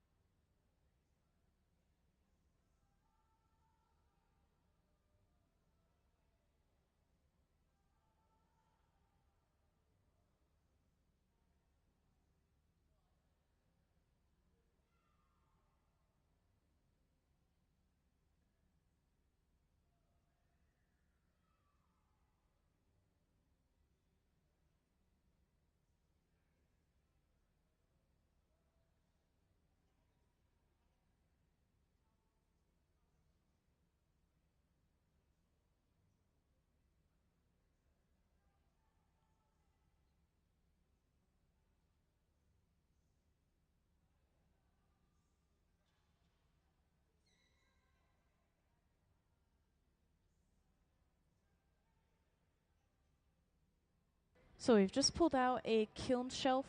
This has our panel of glass with, once again, that enamel decal already on it. And next they'll lightly heat this up. They want to heat it up enough that it'll stick to the molten glass that we've been working on shaping. And we have that molten clear glass over on the left bench right now. So eventually they'll bring that over. They will quite literally come down and stick that clear glass on top of that panel.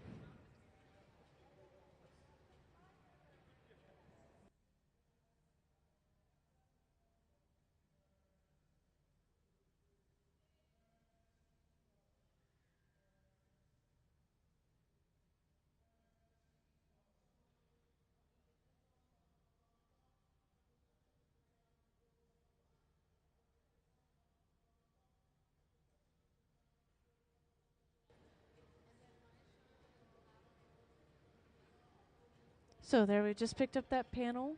Ben is dusting it off, making sure no particles stick to the surface. And next we'll start to do a little bit of shaping. Now I know it already looks plenty hot, but they do have to heat this up quite a bit. It's a really thick piece of glass, meaning it'll take a little while to heat up and a little while to cool down.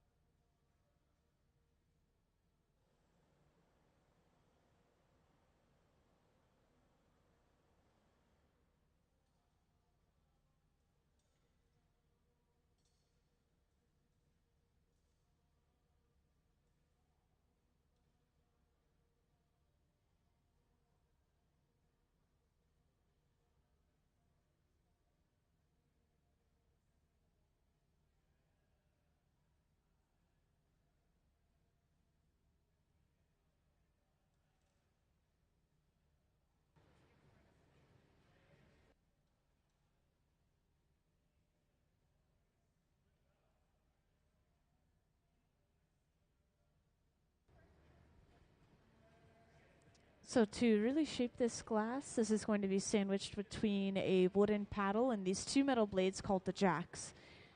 Now with the jacks, Ben is going to start squeezing down a little bit, creating this divot in the glass right next to the pipe, and eventually that divot is going to be used as a breaking point, and they'll break that entire piece of glass off later on.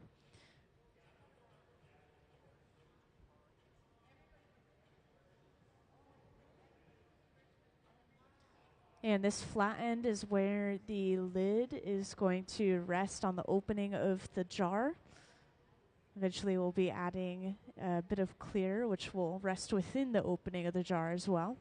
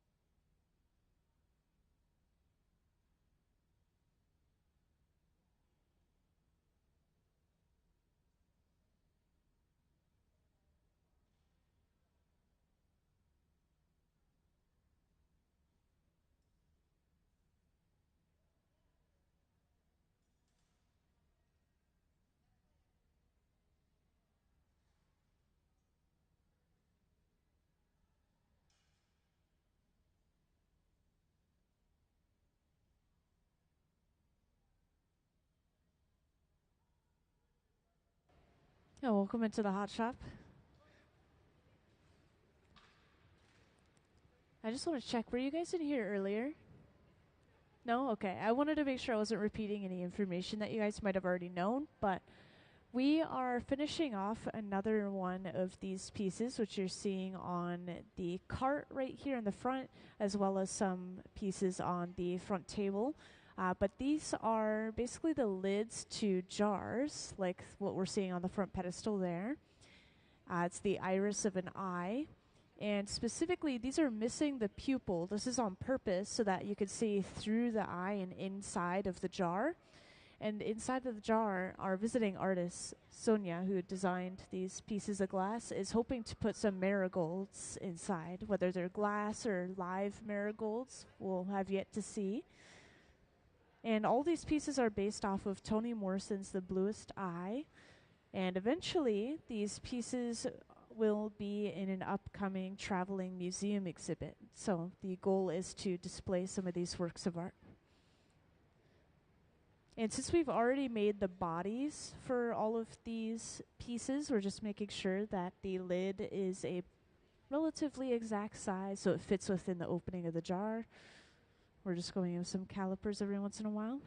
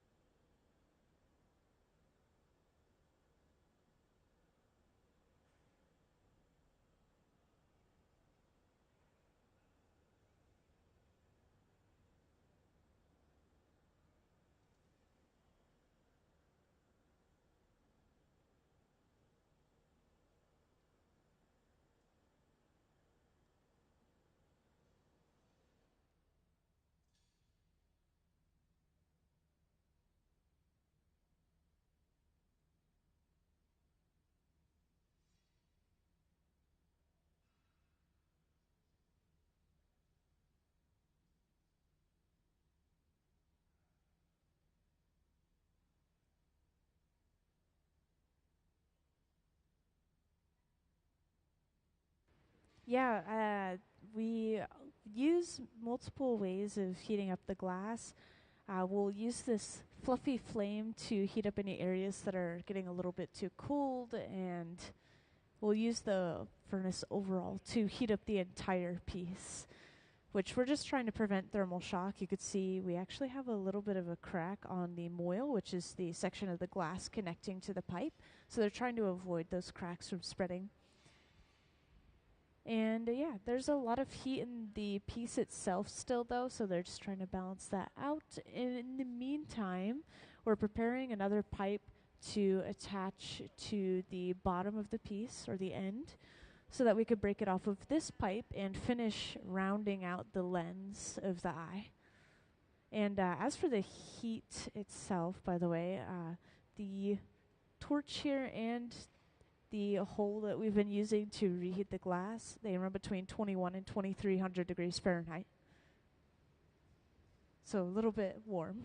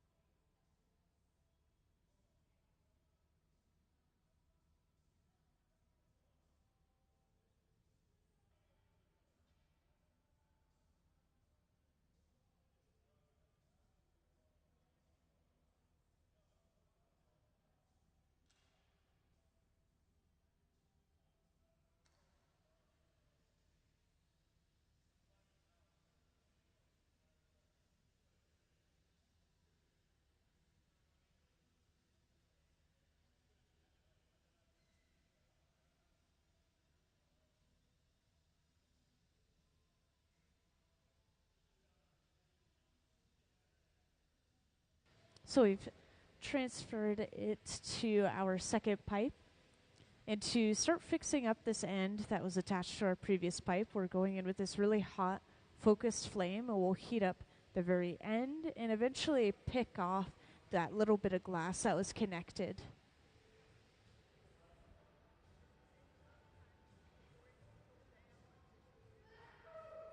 Actually, yeah, so this glass, because it's so thick, it's going to take a decent amount of time to cool down. They have to sit there at the bench and just kind of watch it and make sure it stays on center, which is why they roll it back and forth, by the way. And eventually, once the internal temperatures come down a certain amount, then they can break it off and put it away.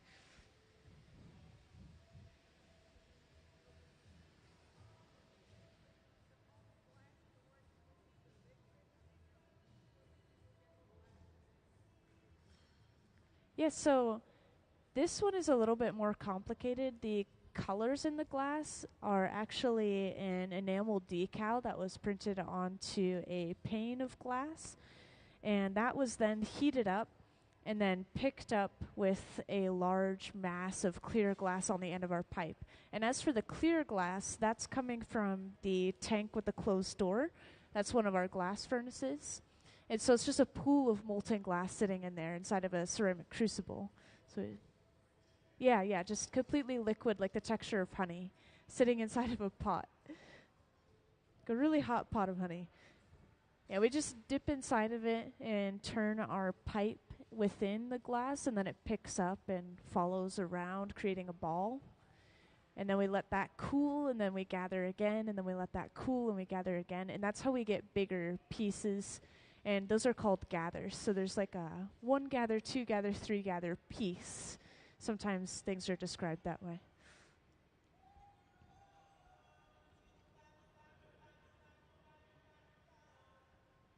Yeah, if I didn't say it already, you're totally welcome to come down to the front row and take a closer look at some of these small pieces of glass. It's kind of hard to describe and see things from that far away, but yeah.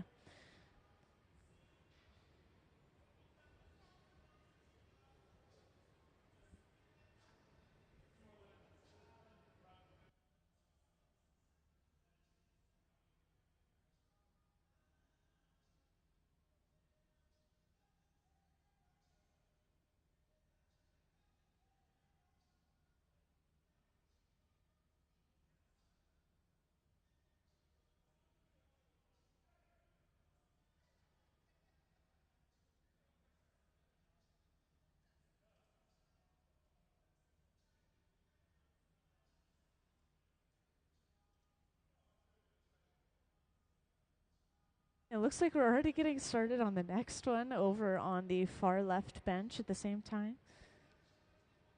Just constantly keeping things moving in the hot shop.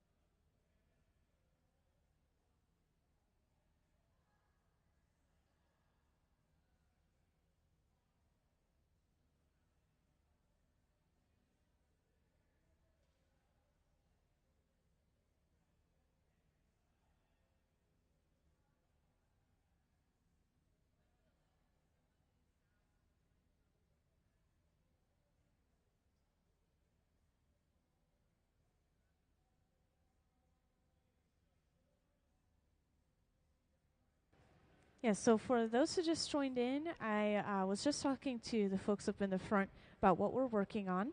We're making one more lid that goes on top of these large spherical jars.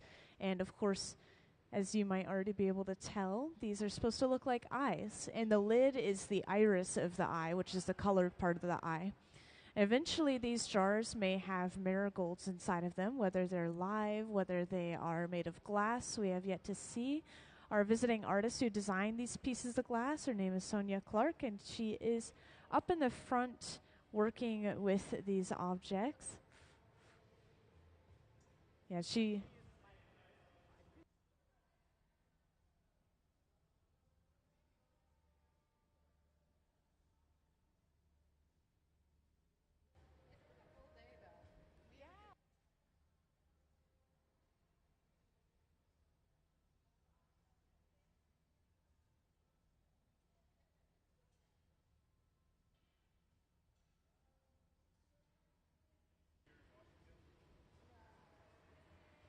So we already have the colored portion of the eye, the iris.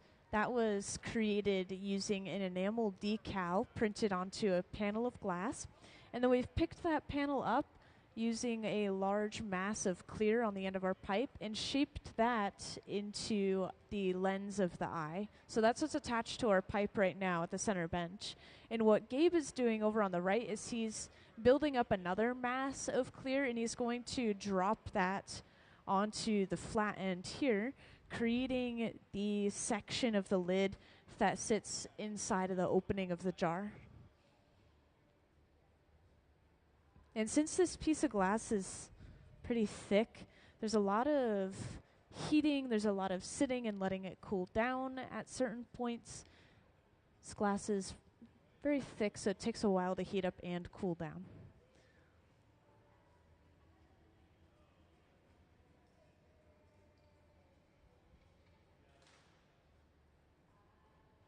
So now that this has been dropped down, Ben will start shaping it using a couple of different tools.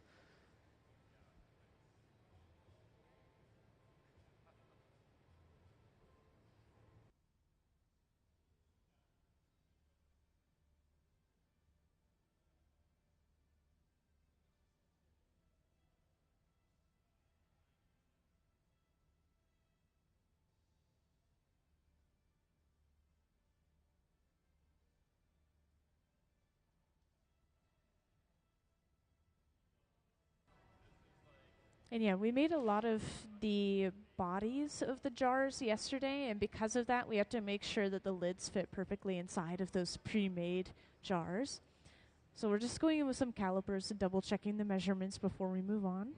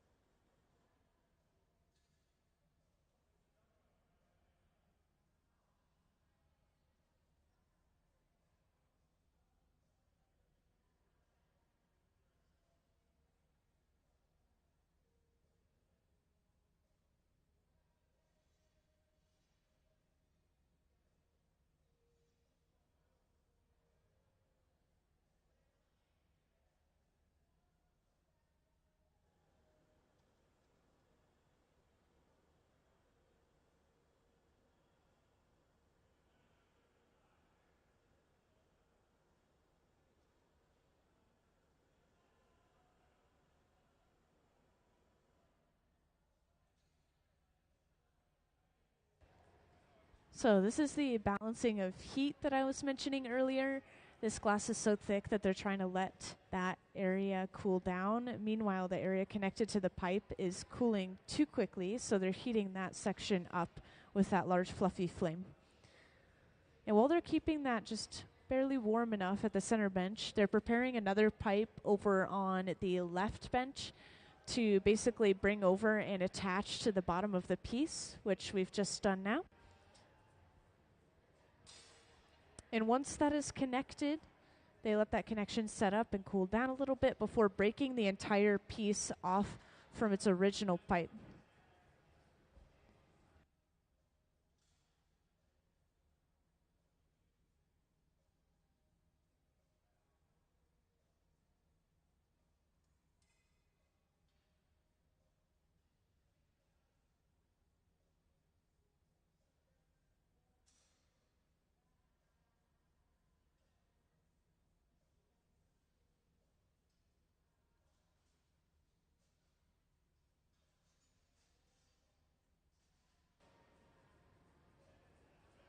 And now that we've transferred it to our second pipe, we'll start working on smoothing and completely rounding out the lens of our eye.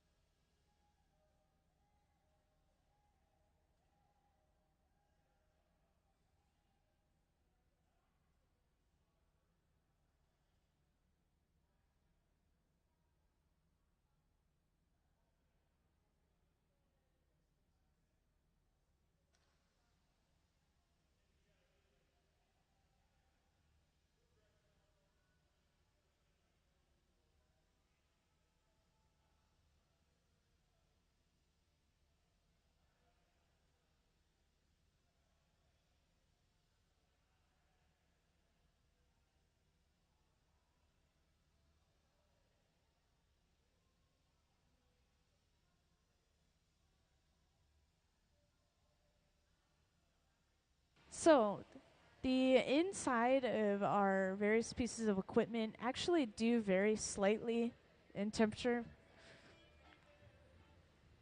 So the inside of this reheating one that we're using, this one runs between 21 and 2300 degrees Fahrenheit. So 2100 to 2300. And the glass furnace, the one that we actually get the raw material from, our molten glass, the texture of honey, is sitting at almost exactly 2100 degrees Fahrenheit, and we always keep it at that temperature. And then this fluffy flame actually is around the same temperature as well. The only thing I love to point out, that small torch, just because it's so impressive. I was telling the people in the front, the torch that they were using a moment ago, that small one, is actually up to 5,000 degrees Fahrenheit. That's why it's that bright blue color. It's a really impressive amount of heat, and it very quickly heats up a small section at a time. It's really important for sculpting.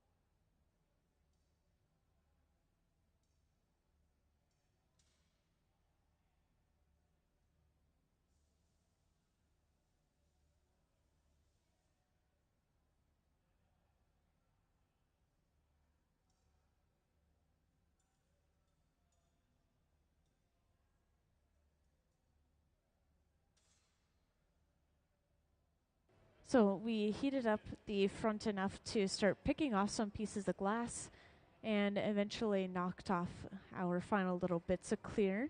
And this is all, once again, just to make sure that we don't have any, distortion in the glass. Whenever you break a piece off using water, there are these small cracks left behind in the glass. And when you melt those down, it still leaves a little bit of a texture behind. So we pick away some of that glass. And now that we have gotten rid of all of that excess, we can start smoothing and rounding this lens completely out, finishing it off.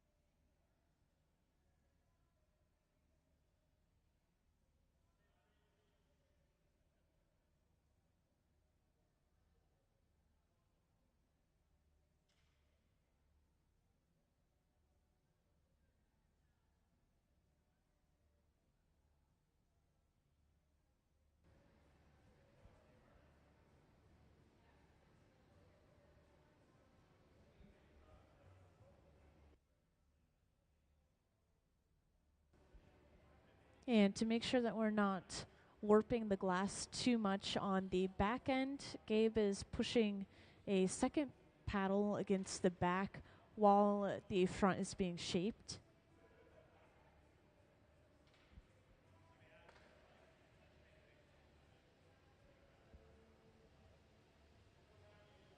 Also, just a little reminder for those who are sitting further back, if you'd like to, you're always welcome to come down into the front row or the bottom of the stairs, and I could show off these more detailed pieces of work that have already been finished and show you kind of some of the earlier steps on the front table.